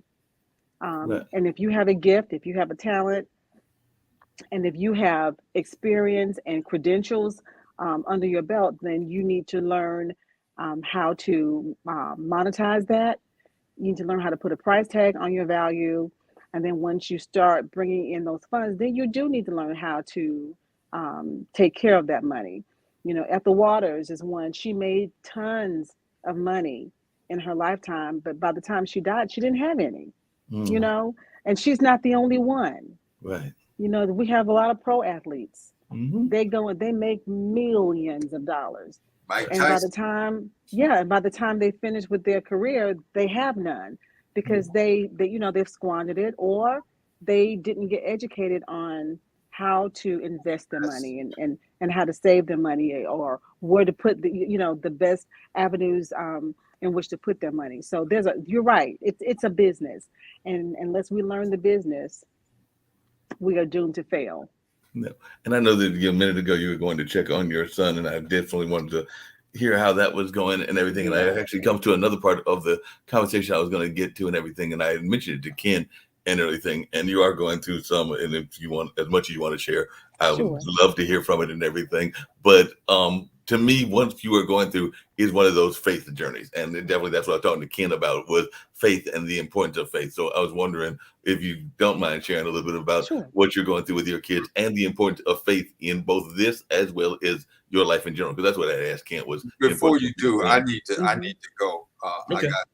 I've got to get ready for something else. So. And I'm ready to wrap up with her as well. But before you go and everything, one of the things I get everybody to do, and I will run the ad one more time so the folks know that and everything. But Ken, if you can tell people where they can reach you, and unfortunately we won't see each other as much as we did in the past because my tenure ended on that Carolina Theater Board on June 30th because of the whole, 2 terms, and who knows, maybe I'll come back after a 2 or 3 year hiatus. I think you're required to have a mandatory hiatus if you're one of the city appointees and all of that. But if you tell folks how they can reach you, and one of the things I get everybody to do, and I'm gonna get Philip to do it as well after we have this conversation about faith, is tell folks a word of encouragement, a word of positivity that you would like to leave our global audience, because that's something that I try to get everybody to do in general. Well, first of all, you can reach us through agapetheaterproject.com, which is our website. And we have a phone number, which is 919-957-9692. And that's 919-957-9612. And one of the things that is on my heart is to treat people like you want to be treated. Really. And that's what you should do. This world of art is something that's really good. And when you know God has placed you in the right place, it's put such a smile on your face. And once you must come see this show, because you will be blessed at the end. And I'm not going to tell you how it ends, but you will be blessed by the time Miss Morrison finished telling the Ethel story. You will be blessed. So that's all I have to say. And I'll see you later on, Miss Morrison. Yes, sir. Okay.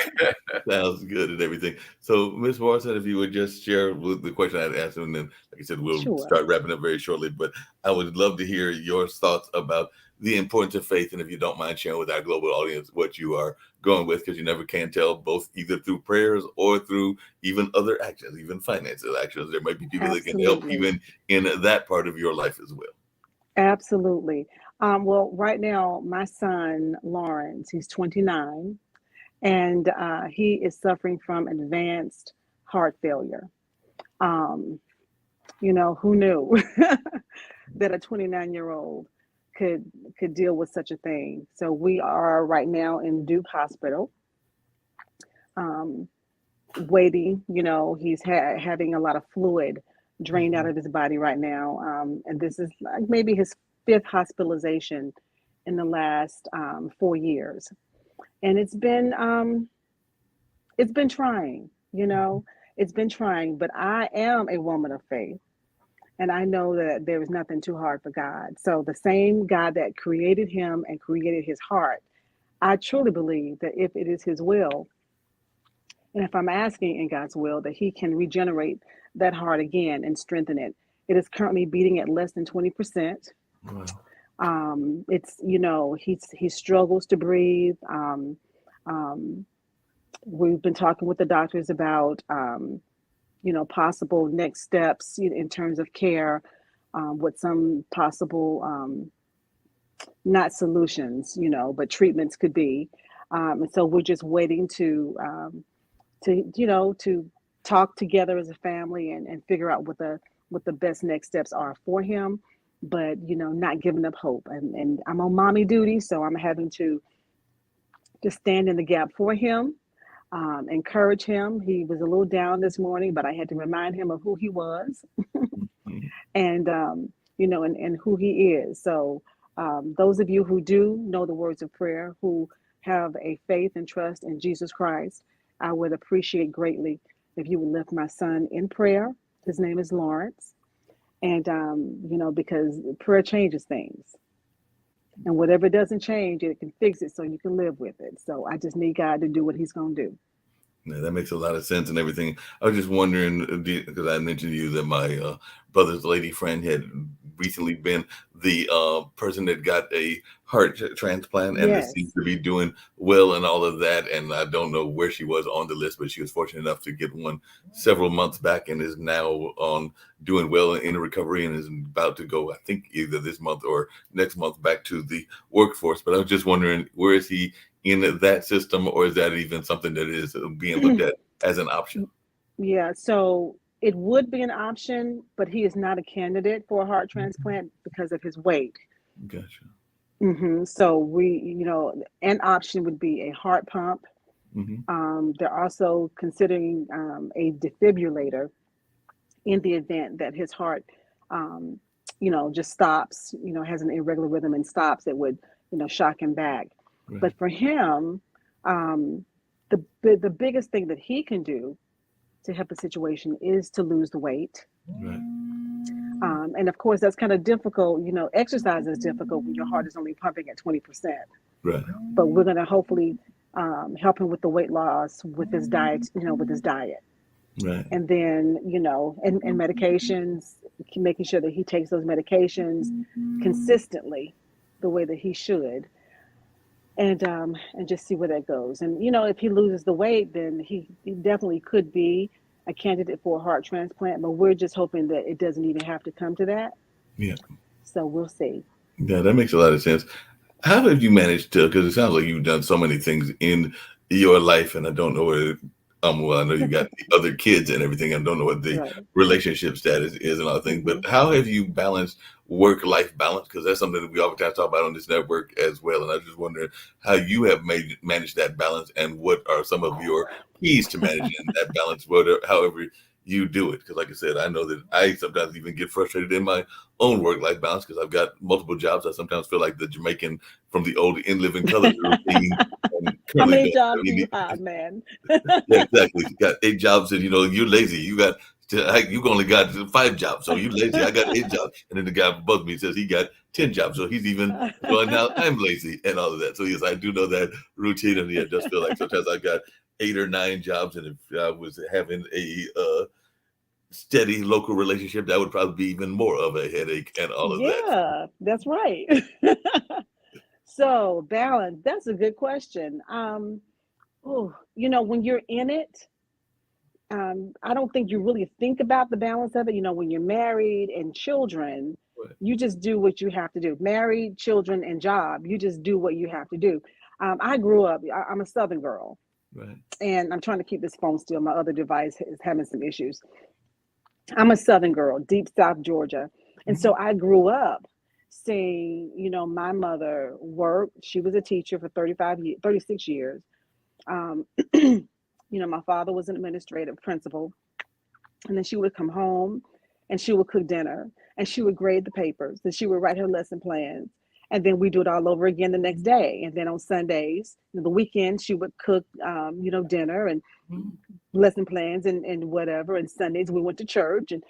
So I grew up seeing a woman do. Um, if there were some challenges, you just figured it out. That's just what I grew up seeing. Pretty much all the women in my family. Now, um, I was also the kind of mother that I made sure that my children worked. So Hmm. I didn't take on, after they got up a size, I didn't take on all the responsibility of doing everything in the house. Right. Some had to wash dishes, some had to clean the bathroom. So that, that helped me and it helped them. They didn't like it, Mhm. but they had to do it.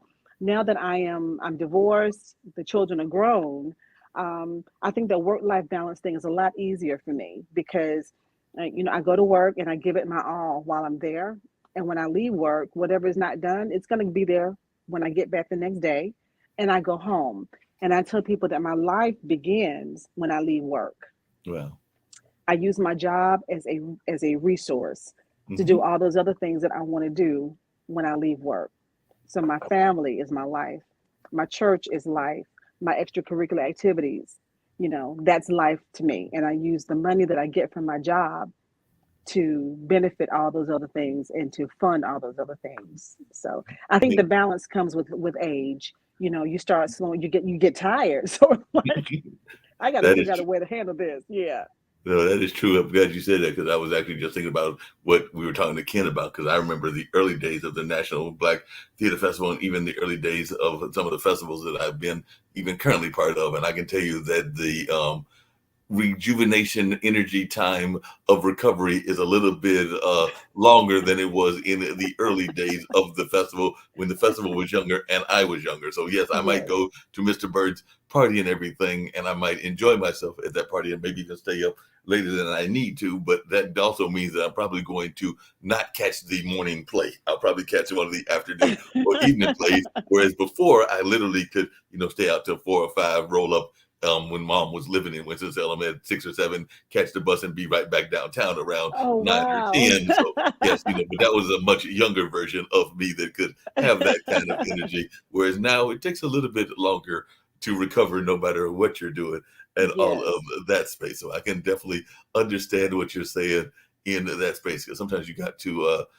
What's the old saying? Slow down and smell the roses and all That's of that. right. Sometimes you literally have to do that. You mentioned the teacher background and Hmm. all of that. And one of the things I was going to ask you is because we definitely saw people see mad respect for teachers. And I actually have some teachers in my family. Have an aunt that is a retired teacher, a late aunt that was a teacher and a principal in Virginia. And I think that's where she was the principal at. Oh, actually, I think she was principal in both Virginia and New Jersey now that I think about it. But she was in both Okay. of those states. And then I have another aunt that was a medical librarian before she retired. And mom was a guidance counselor before getting involved in media and nonprofits, particularly foundations and stuff like that. So definitely have seen the importance of education and even have friends like Ken and others that are teachers in either the Hmm. grade system or in the professor level and all of that. So I was just wondering your thoughts about the importance of teachers because we saw that we definitely gave them more respect during the pandemic because we saw that they're not an easy job because some of us started having to do what they were doing when we were teaching the kids from our homes and all of that. And I don't have any kids of my own, but I do have my 2 nephews, and I've got friends that have kids that I consider to Yeah. be like mentors of and all of that. But I just wondered your thoughts as one in that space about the importance of teaching. Well, I'm biased. So um, teachers equip everybody else for every other profession that there is. Right. You know, do we get our due respect? For the most part, no, we don't. Um, Teachers who really love their jobs don't do it for the money, Hmm. but it would be nice to have more. Yeah. But when we do make a difference, when we have that one child that comes to you and I just had it right before the end of the school year. I started teaching tutoring an after school reading program, Mhm. and these children were really struggling, and it was virtual. Right. And at the end of the school, and this little girl worked so hard, I could see it every week. I could just see her working so hard and listening and trying. And she did so well on her end of year test in reading. She went up about 3 reading levels. And she came to me in the hallway one day, just happy and excited. And she hugged me and she says, Miss Morrison, thank you so much. You helped me learn how to read. I couldn't have done it without you. Boom. Okay. There's my reward right there. Right. That's it. Teachers are major. I think parents, not all, but a lot of parents don't understand all that we do. You know, we are teachers, but in the course of the day, to your children, we are mom, we are the doctor, we are the counselor. They come to us with everything, and we are loving your babies in your absence. We are everything to them when they are away from you, the parents, and we love them. We really do. We really do. So, you know, hug a teacher next time you see one. If you don't want to hug them, you know, buy them a bottle of wine or something. They'll appreciate it. I'm sure they would definitely appreciate that for sure. And you're right. We don't give enough respect to our teachers. We definitely don't give enough respect to our artists and to a number of other groups that are out there in the society. We need to give much more respect and all of that. What is something that you learned about being both a teacher and an artist that surprised you? Because I'm sure there's something that in both of those fields you were not expecting that you might have enjoyed, or even something that you might not have enjoyed, but it still surprised you. Interesting. You know, well, I think with teaching, what surprised me, you know, early on, and now that I think back on it, is like, dog, I'm good. I'm a good teacher. I went into teaching under duress. Okay. It was like a mandate from my parents, and but I'm good at it. That's the thing. It's like, what, I'm good at this. You know, I'm looking at some other things right now, but but I'm good at it. As far as the arts goes, what surprised me was how much I enjoy acting. You know, remember, singing has always been my thing. Right. And when I had the chance to be on the stage for the first time in Sister Act, I'm like, I like this. Yeah, I like this. I could do this again. Yeah. I didn't think that I would enjoy it as much as I do, but I can. Yeah, I could do it. I would, you know what I would love to do, Mark? What? I would love to be one of those Hallmark television actresses. Oh, wow. I would, because number one, Hallmark works my nerves because of the lack of melanin representation. Totally. And I'm like, you know, Black people fall in love too. Yep. You know, we have marriages, we have relationships. Why can't we ever have, you know, a movie that is starring someone that looks like us? And then the few that they do have, you know, sometimes they don't necessarily represent you know, the women of my age group, you know, or the women who look like me, the darker melanated, you know, people. They're all, you know, more fair skinned, or the long flowing hair. I want to see some sisters represented. Hallmark, I need you to call me. I think Hallmark needs to call you as well. It's interesting you said that, because one of the other conversations I had with the gentleman from Australia was, he said something to the effect that he didn't quite get it, why it was important for us to have a representative that looked like us or something like that. Because I think I was talking to him about why people might be excited about having Kamala or having somebody like the current judges that got appointed and all of that. And I think that the argument that he was making was that he would rather they get appointed because they were the best for their job and not necessarily because they fit a box and all of that. So that's because he was feeling that Mr. Biden had, particularly with the judge, put a kind of like a box that they had to check in order to get it. But my argument, and I'd love to hear your thoughts about this, is that whether it's that particular sister or whether it's Kamala Harris, that can be a word of encouragement for some young lady that is sitting there going like, well, no, you know, I can see myself as a vice president, and you know, that vice president is only one step away from the president, so I can see myself as the president, even though we haven't had a female president as of yet. And the same with the judge. I'd love to hear your thoughts. I agree with you 100%. Children tend to idolize, you know, what they see. And so, you know, as a child growing up on TV, I mainly saw white people. Okay. When I looked at soap operas, I saw white people. When I looked at, you know, Saturday night TV, I saw white people. I saw white children. Very few shows had images of me. When I looked at the commercials, the hair commercials, the shampoo commercials, the makeup commercials, other than Saturday morning during Soul Train, everything looked like everybody else except me. And so growing up, I'm sitting here thinking, okay, well, I need to get a relaxer in my hair. My hair needs to be straight and flowing. Everything about me needs to be a little bit different, you know? And a lot of children feel that way. You want to be what you see. Right. So our children, the African-American children, dark and melanated children, they need to see what they can be by seeing people who look like them. Do people need to be qualified for positions? Absolutely. Absolutely. So you can find some qualified brothers and sisters out there for any kind of job that you want to. Right. So yeah, I agree 100%. Give me some examples. Give me some role models that look like me. Don't make me think that everybody that's in a position of leadership has to look like somebody else's race. No, I definitely agree with you on that. I do also have to teach you about something though, because you talk about the early TV shows, and I was actually watching some early TV shows, including some just because I have cable now. At least I have the Roku channel because of the network being on Roku. So I went and bought a Roku TV, which means now I got Hulu and Pops and some of the I think it's called Pop and some of the other channel. And I was watching and I sometimes will watch, if I'm not watching our shows, things like Law and Order and Criminal Mind. And yes, I will admit it, this past weekend while doing the festival, I also had some downtime. So I was watching one of those classic old shows from back in the day. And I was thinking to myself, as you were making those comments, we probably would not have gone for it because one, we probably wouldn't have been on that particular ride in the first place. And two, if we got stranded, we're probably not going to we're going to find some way to get off the island. And if people are running on the island, we're definitely going to find a way to get off, because I was watching Gilligan's Island and I saw several episodes. I think I saw one where the Russian cosmonauts came. I saw one where the rock group, I think they were called the Mosquitoes, came. And I saw one where like a vampire-like character that was, like a mad scientist character was also on the island and was doing like brain transfers. And I'm going like, most of the brothers and sisters I know, if any of those things had happened, they were going to find a way to get off the island, unlike Mr. Gilligan. But I just wondered if you agree with me on that. Yeah, wholeheartedly.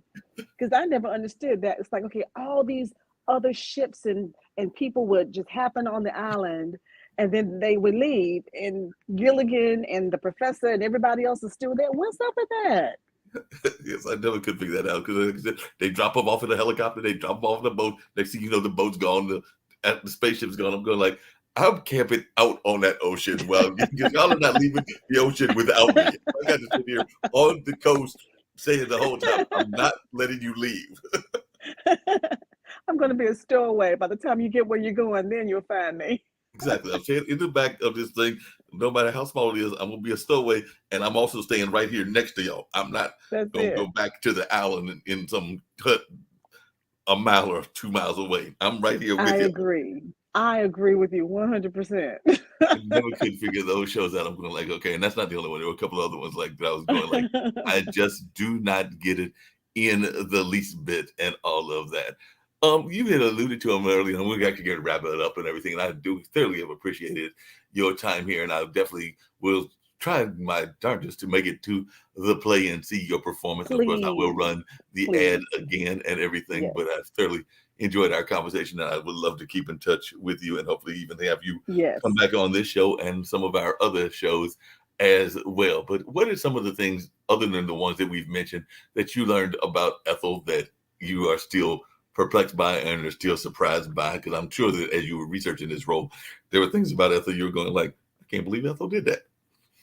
Well, I guess the biggest thing I can't believe that she did, and this is, neither here nor there, but again, the relationship that she had with Ethel Williams. Right. I don't know how long that relationship lasted, but hey, she had been married 3 times. And so I don't know whether it was such a thing of, well, that didn't work out with the men, so let me try this. So, who knows where her thinking was on that. I don't know if I was really surprised by anything she did. I know that she had a mouth on her. Mm-hmm. She had a mouth. I think early on in her life, she had like a little hot temper. Mm-hmm. Does that surprise me? It's, what it is? when I see her in her in later years, it's such a a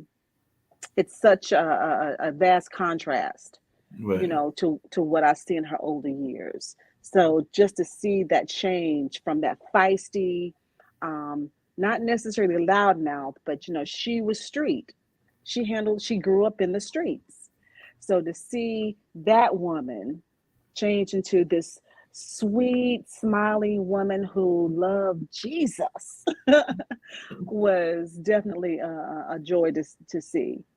And don't you think we all need a little bit of that? Because, like I said, I don't claim that I have the most of that. My brother's probably got more than I do, but I can get a little bit on the slang talk terms and everything. And I can definitely get, if I have to, even though I try not to, a little bit Uh-huh. street and everything. But don't you think we all need a little bit of, even if we got city cool, a little bit of street to us?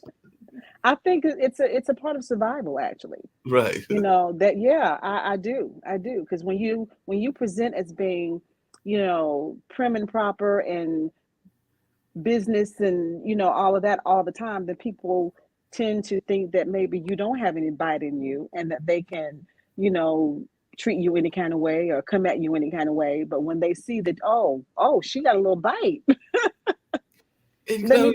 let me tread gingerly here. And actually, you have to have that little bite, but sometimes you also got to deal with, and particularly you lady folks do, those stereotypes and everything. Because I was actually meeting with a young lady. She's actually, me and some friends of mine do the road. It's changed the name now. I think it used to be called the Road to the Apollo, but basically it's an Apollo contest where we take the winners up to the real Apollo, and we've had like a 95% roughly around that percentage success rate, meaning that we get Nice. to jump the line and we find this talent mostly in North Carolina, even though Captain has franchised it out to a couple of other states. And even here in North Carolina, we've had people travel from either Virginia or South Carolina. And we did it regularly before the pandemic. And we just did one in his hometown of Kinston about a week and a half ago. And we're supposed to be Okay. in Burlington in August. So like I said, we've got the same thing as the Apollo. We've got the log, we've got a house band, we got rotating Kiki Shepherds, and we've got rotating Sandman, even though we have like most of them a principal one and all of that. But definitely it's Uh-huh. just amazing having those kind of competitions going on, and it's just truly fun times. But I'm sitting there going like, we need more of that in the world, but we don't have enough of Yeah. that. But I was wondering, would you like to see more of those kind of events going on just in society? I think it would be wonderful because um, people, you know, especially like younger people, you know, Right. they're so talented in so many ways. And they want to be seen. They want to get their talent out there. And some of them don't know how to do it. Some of them don't know where to go. Some, you know, they have no direction. I think it would be absolutely wonderful. And even from the audience perspective, it's just another way to get some entertainment, some good, clean laughter, you Mhm. know, hand clapping, just some good entertainment. We are such a creative people. We have Oh, yeah. so much gifting, so much gifting. Even those who don't think they have it, you dig deep enough. Oh my gosh, you're so funny. Oh, you have such a beautiful voice. Oh, you can play the piano. Oh, you play the violin. We have so many giftings. And We that, and that's do. what, yeah, and that's what the thing that I was going to say about the competition is. One of the ladies I was meeting with yesterday, and actually you fall in the same category, but it's an older version. We were talking about um relationships because she is actually a young lady. She's probably, well, as a matter of fact, I know she's at my age because she just said turned.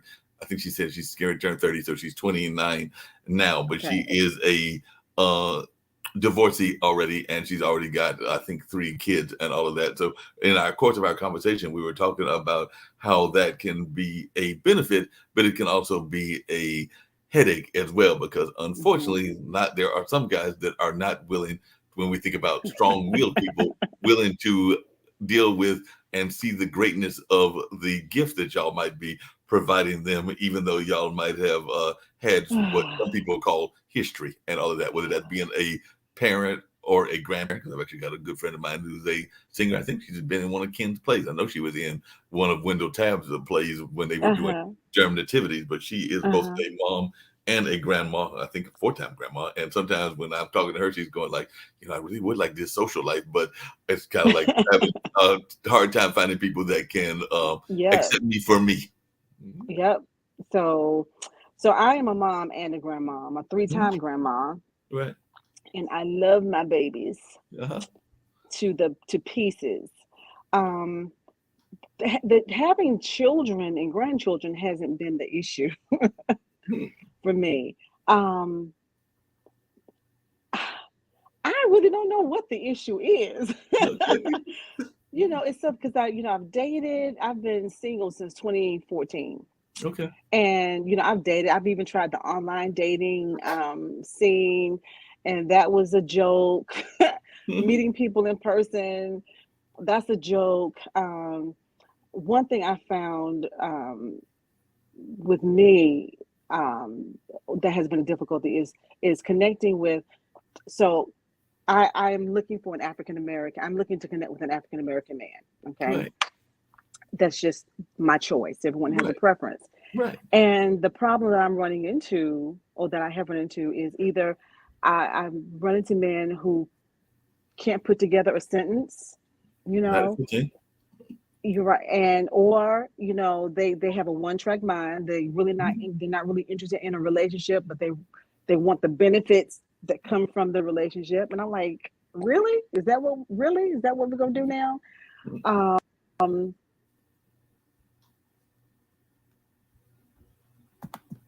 We lose you? as you see, I've cut my hair.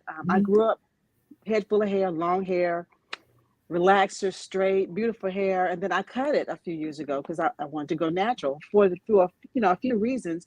And I actually have had brothers to say that they don't like natural hair. I'm like, well, look. So I'm at the point where I'm good with me. I love me, And that's what's important. and yeah. So if a relationship comes, and if he's the right guy, then fine. And if it doesn't, then fine.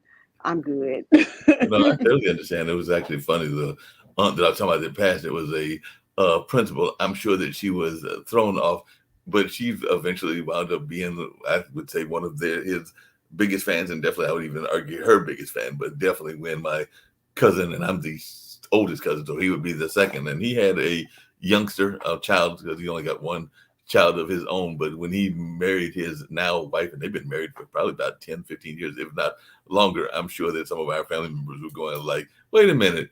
So you're not only getting the ready-made family, you're getting the ready-made grand family, because I think she already had those, but they met in the service. And like I said, they have been together for a number of years and seem to be quite beautiful together and all of that. Love and it. Said, yeah. So sometimes, what is that old saying?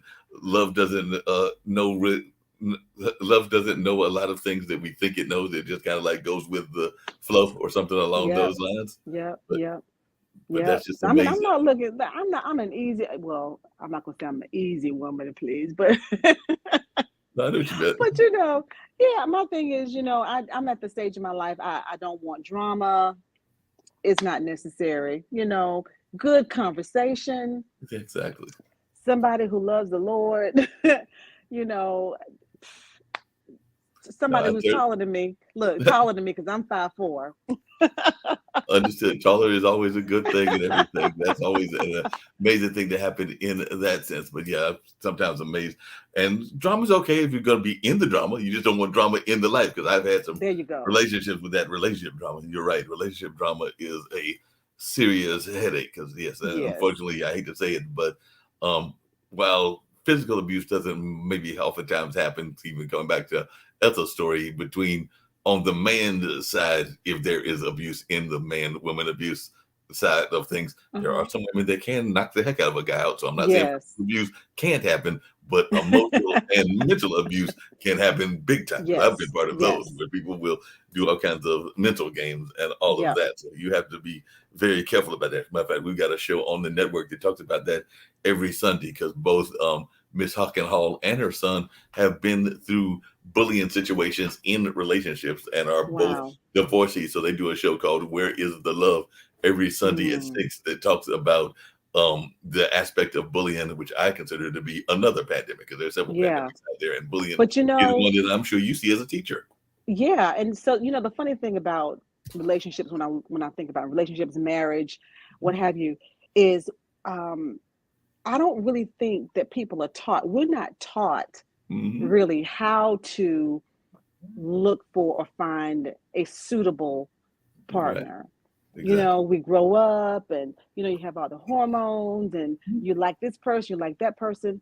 But in this day and age, anyway, you know, men don't sit the boys down, women don't sit the girls down and teach them, you know, listen, you want a husband, you want a wife, these are the things that you need to look for. You know, the tall, the six, you know, the 6 foot tall man with the broad shoulders and the big legs, that's fine.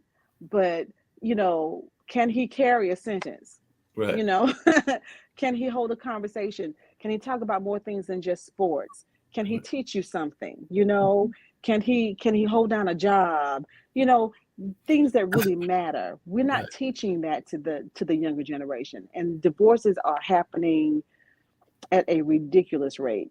No, and well, the other thing that we're not teaching people, and not to get, well, like I said, this show I'll get into all kinds of things, but the other things that we're not teaching people, and I get frustrated with, because like I said, I think I mentioned it to you earlier, and I definitely mentioned it to Ken earlier. I consider myself more a person of spirituality than faith, because I definitely believe in seeing what nature is doing, having the connection with our ancestors and things of that Mm-hmm. nature. I definitely do believe in the holy books and all of that, but at the same Mm-hmm. time, I have seen some what I consider, and I don't know what your thoughts about this, and I'm not saying Mm-hmm. all, but within the church, and particularly the Christian church, I have seen what I consider to be some double standards, where we're teaching the Yep. women one thing, we're teaching the women basically to be pure as driven The snow, and driven some other snow. things that we're teaching, and then we're teaching the guys in the man's groups to basically go shop around, and I'm going like, Oh, so you go, wow. so some of that, and I might be phrasing it not exactly right, but it does seem to be some double standards that are going on there, where the men are getting Wow. one message and the women are getting another. And even sometimes the actions seem to be following in that way as well. Like I said, that might be just Wow. some of the ones that I hang out at, but I have seen this in a couple of churches, and not just one faith or not even one religion. Mm-hmm. I was just wondering, do Mm-hmm. you sometimes see that even in your own church journeys when you're going around to churches? Um, Not necessarily in the teaching, from the Right, teaching aspect, but definitely from the actions. right. Given, You given. know, they teach, you know, the churches that I've been a part of, you know, they teach pretty much the same thing to the men and the women, you know, Right, about how to carry yourself and, right, you know, no fornication and staying right. away from adultery. They teach that, but then behind closed doors, the actions, you know, from the pulpit to the congregation, Hmm. folk are living and doing whatever they want to do. So, Yeah. like a And double standard, you yeah, know. double standard, and it also creates a interesting dichotomy, because I have dated some women that were Christian in the last 2 or 3 decades, and definitely even one or two that for some other faiths as well. But I do know that sometimes the hormones, like you said, can lead to one thing, and then you get the guilt trip afterwards, which can all create another whole problem as well, because both you and the other person are glad to be in the midst of whatever you're in the midst of, and then Right, sometimes because of what you've been taught or what I've been taught, then you're sitting there going like, feeling like you've got to rush to the altar, and you're going like, I'm still trying to right, figure out whether I like you or not, much less whether I want to go to the altar and all of that. right. I agree. And that's the other issue. People, again, this is all my personal opinion, and Right. I'm gonna say this, and I'm gonna have to go because my battery died. But Done. people tend to rush to me Right. into physical relationships too quickly.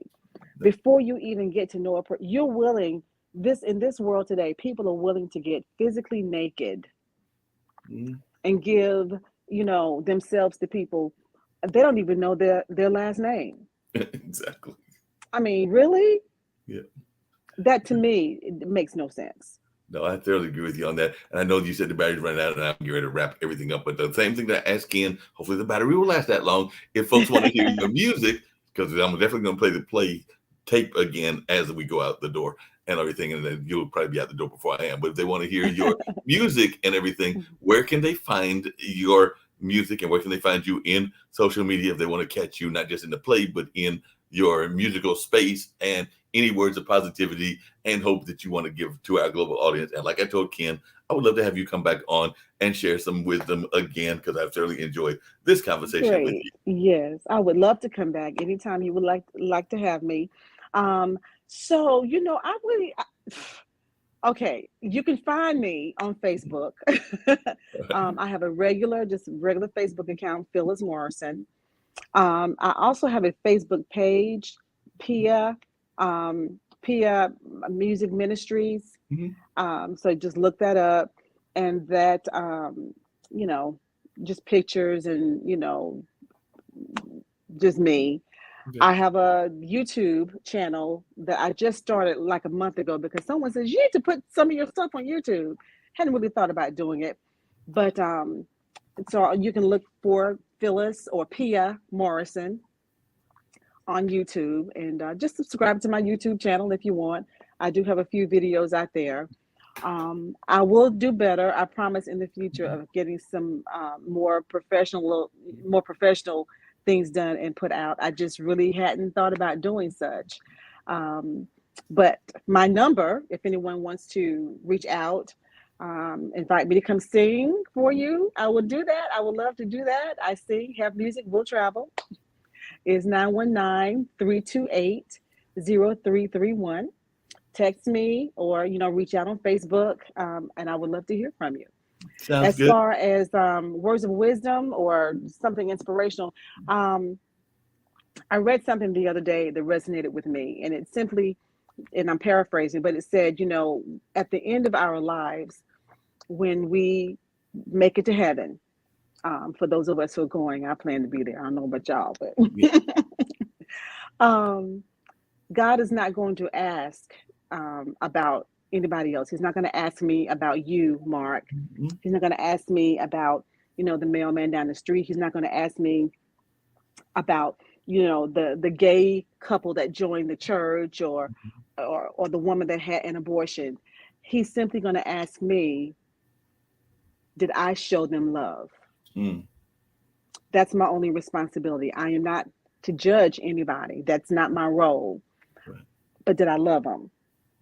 So I just, you know, admonish everyone. I encourage everyone to just love people. I don't care what their color is. I don't care what kind of hair they have. I don't care if they're gay, straight. I don't care if they have 15 babies, no babies, 10 cats. I don't care. Just love people, because you never know what somebody's going through. Smile when you can. You never know how your smile may change somebody's day. Just love people. That's all. Yeah, that makes a lot of sense. I appreciate that. For folks who've been watching, because I was actually going to ask you that earlier, what is the connection of Pia to Phyllis? Is that like a middle name, or how did that come about? Because you've actually changed the identity even in the middle of the show. And I'm going like, is it Pia or is it Phyllis? Because I know that Ken kept calling you Phyllis. Yeah. The email was, so I'm thinking Pia like a nickname, but I wasn't sure. So it changed on the show because I changed devices. So Right. and I didn't fix it. Pia was actually given to me by a nephew when he was a young child learning to talk, and he would try to say Phyllis. Right. He had difficulty, so it came out as Pia. So Pia stuck. And so now Pia is what my grandbabies call me, and Pia is what I use, you know, on the stage. So that's where it started. And that's a great story to end the show on and all of that. So I'm actually going to bring the great promo that y'all did about the show, and I want more people to come. And yes, I am definitely going to make an appearance at that show so I can see you perform. I got to just figure out the date based on the rest of my schedule and everything, but I'm definitely going to try to get to that show and watch the amazing Pia sing her songs and put her embodiment of Miss Ethel all together and all of that. So I'm looking forward to that. And like I said, I've thoroughly enjoyed having both you and Ken on, and y'all are both welcome back anytime you want to, and all of that. So look forward to seeing you in the near future. And we'll definitely be sending positive vibes and prayers out for your son and anything else that you're going into as well. Thank you so much. You take care. All right. You do the same. Bye. Bye. So we're going to show this clip of the production that is coming your way, and I'm going to get on out of here. I've actually got to get ready to do Grant's show in a little bit, but this has been a fun interview with some of the folks from Agape Theater, so we want you to see a little bit more of what they've got going on. So here's the production that we've been talking about, and of course, as you can tell, we talked about a lot of issues and had a great conversation. So let's get on out of here on this note and maybe a few other notes as well.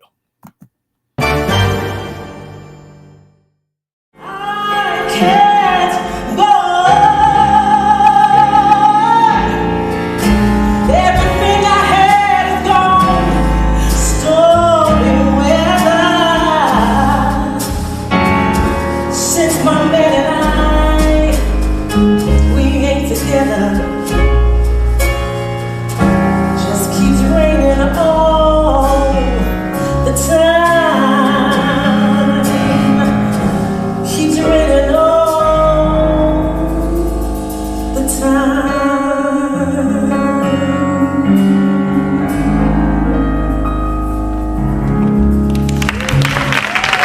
wish I had the opportunity to have met Ethel Waters, because I've learned so much about her.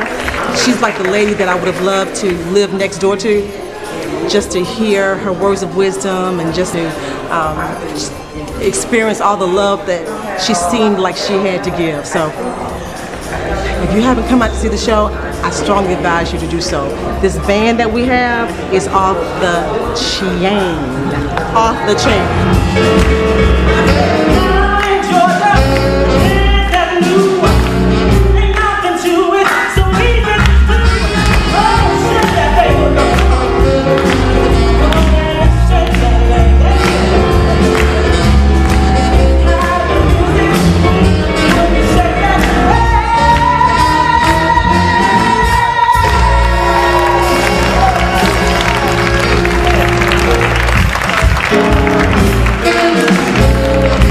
Wonderful, truly wonderful. So sweet, wonderful, enjoyed. Wonderful. Yes, I learned a lot. Thank you for continuing the stories. excellent job, really nice.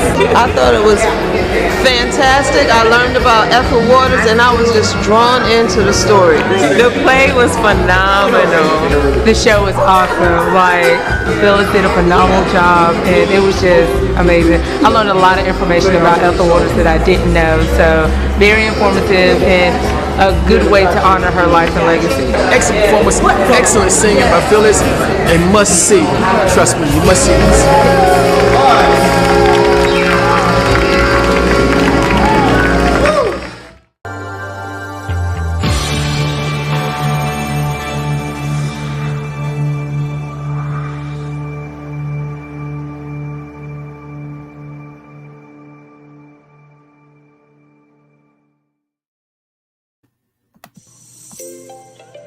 Are you looking for money-saving strategies for your business and personal finances? Are you tired of working hard every day with little or nothing to show for it? Contact Prosperity Financial Services, LLC right now for your free financial consultation. Call now to reserve yours today, 804-349-8600, 804-349-8600.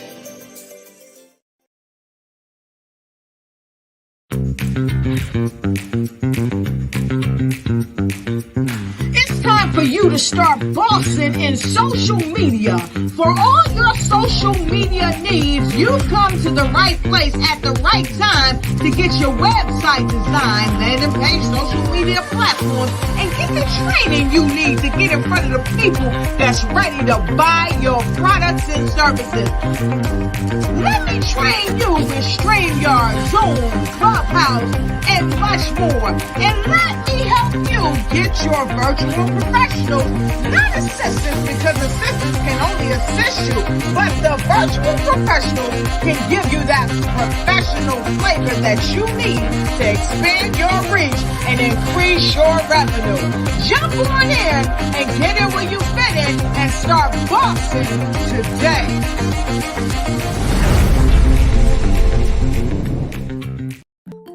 Okay, so you're recording? Yes. Okay, maybe say, hi, my name is Brooklyn. My name is Brooklyn. This is my identical twin sister, Alyssa. And this is my pet bearded dragon, Smaug. I love my dragon a whole lot. I would describe myself as very passionate. I love to write. I like to play the violin.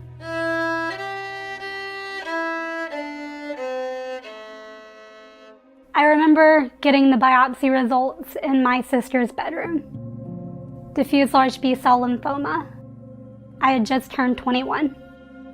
I was terrified on my first day of treatment, and before I knew it, I was getting continuous chemo for 96 hours straight. But none of it was working. At that point, we realized that we couldn't pass up any opportunities, and we had to take every moment that we could. So one of the things we did was take time for me and my sister to go find me a wedding dress. Not because I was getting married, but just to have the experience and to be able to find that perfect dress with my sister and share that moment together, since we knew that we couldn't guarantee it anymore. We were trying to learn everything we could about my diagnosis. That's why we went to LLS's blood cancer conference. And from that day on, LLS just became a big part of our lives. They helped me find meaning through volunteering and sharing my story. And they just gave me a blood cancer family. I thank LLS the most for funding my clinical trial. Getting the compassionate acceptance was really exciting, but my goodness, it was rough. And I finally got a remission.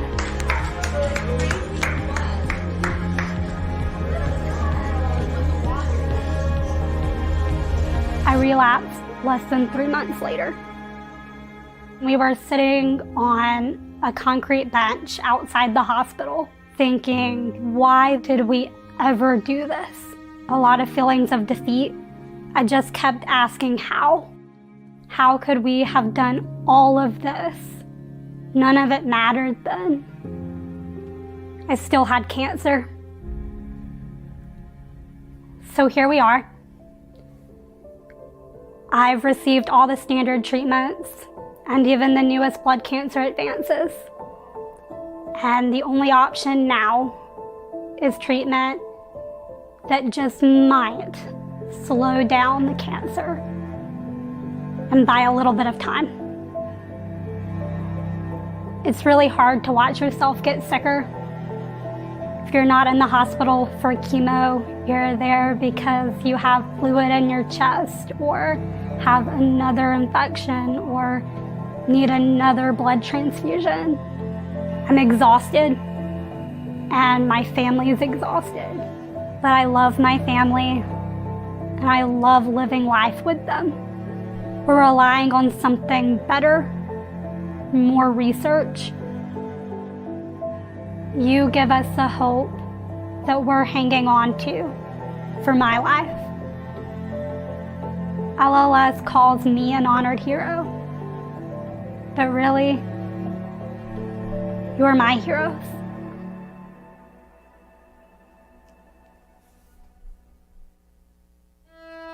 It's time for Bible or Babble. Gather round for your new favorite show.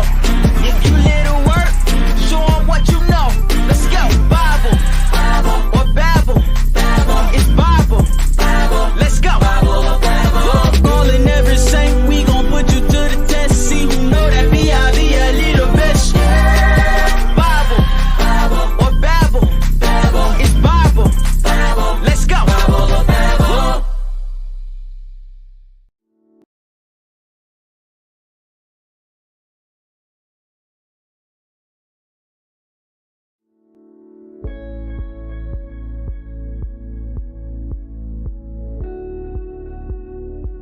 What we're trying to do here with LLS Pedal is to do something that's never been done before, and that's to match the child to a trial almost in real time. You could imagine a child coming in with relapsed leukemia and to be able to figure out within 24, 48 hours a new therapy to put that child on and to get that therapy started. That's never been done before. We've been using the same drugs for the last 40 to 50 years. These are drugs that have been designed primarily for adult cancers, and we've been using them in kids to improve outcomes. And we've probably gotten as much mileage out of them as we can. For many of these types of leukemias that we're treating, we've pushed the limit of toxicity as far as we can. If we're going to make new progress, we need new therapies. With this initiative, if we are successful, we can bring in massive number of pediatric leukemia patients to answer questions in a few short years rather than decades. And the fact that we have failed to do that really requires for us to change the way we're thinking and change the paradigm. Pediatric leukemia is actually different from adult leukemia. So the changes that we see in the leukemia cells at the level of the genes are actually quite different from those seen in adult leukemias. So it's really important to actually focus research specifically on childhood leukemias, both acute myeloid leukemia as well as acute lymphoblastic leukemia. I am so excited that the Leukemia Lymphoma Society is going to support a next generation clinical trial very similar to the adult BEAT AML trial. This trial is actually going to enable a master trial for children with AML and other high-risk leukemias. So as part of this study, really for the very first time, we're going to be able to sequence the gene changes in a child's leukemia and then match those gene changes to drugs in a series of clinical studies.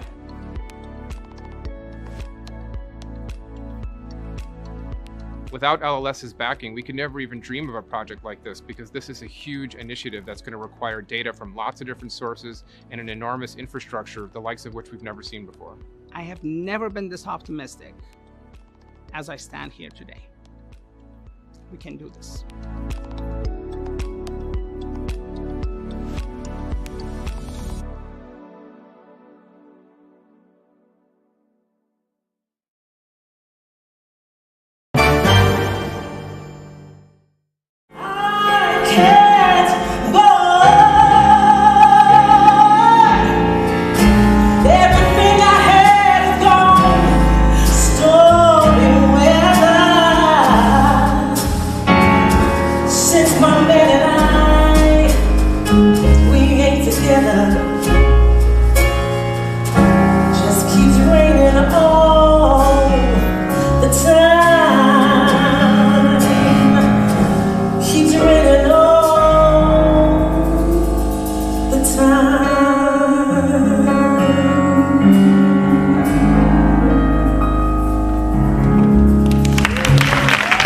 I wish I had the opportunity to have met Ethel Waters, because I've learned so much about her. She's like the lady that I would have loved to live next door to, just to hear her words of wisdom and just to experience all the love that she seemed like she had to give. So if you haven't come out to see the show, I strongly advise you to do so. This band that we have is off the chain. Off the chain.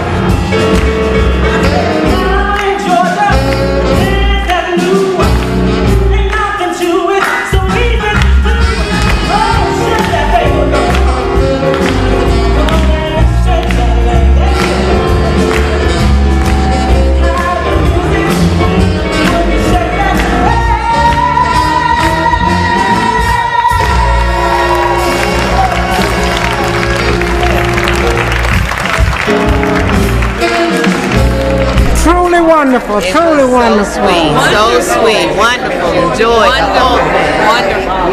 Yes. I learned a lot. Thank you for continuing the stories. Excellent job, really nice. I thought it was fantastic. I learned about Ethel Waters and I was just drawn into the story. The play was phenomenal. The show was awesome. Like, Phyllis did a phenomenal job and it was just amazing. I learned a lot of information about Ethel Waters that I didn't know, so very informative and a good way to honor her life and legacy. Excellent performance, excellent singing by Phyllis, a must see. Trust me, you must see this.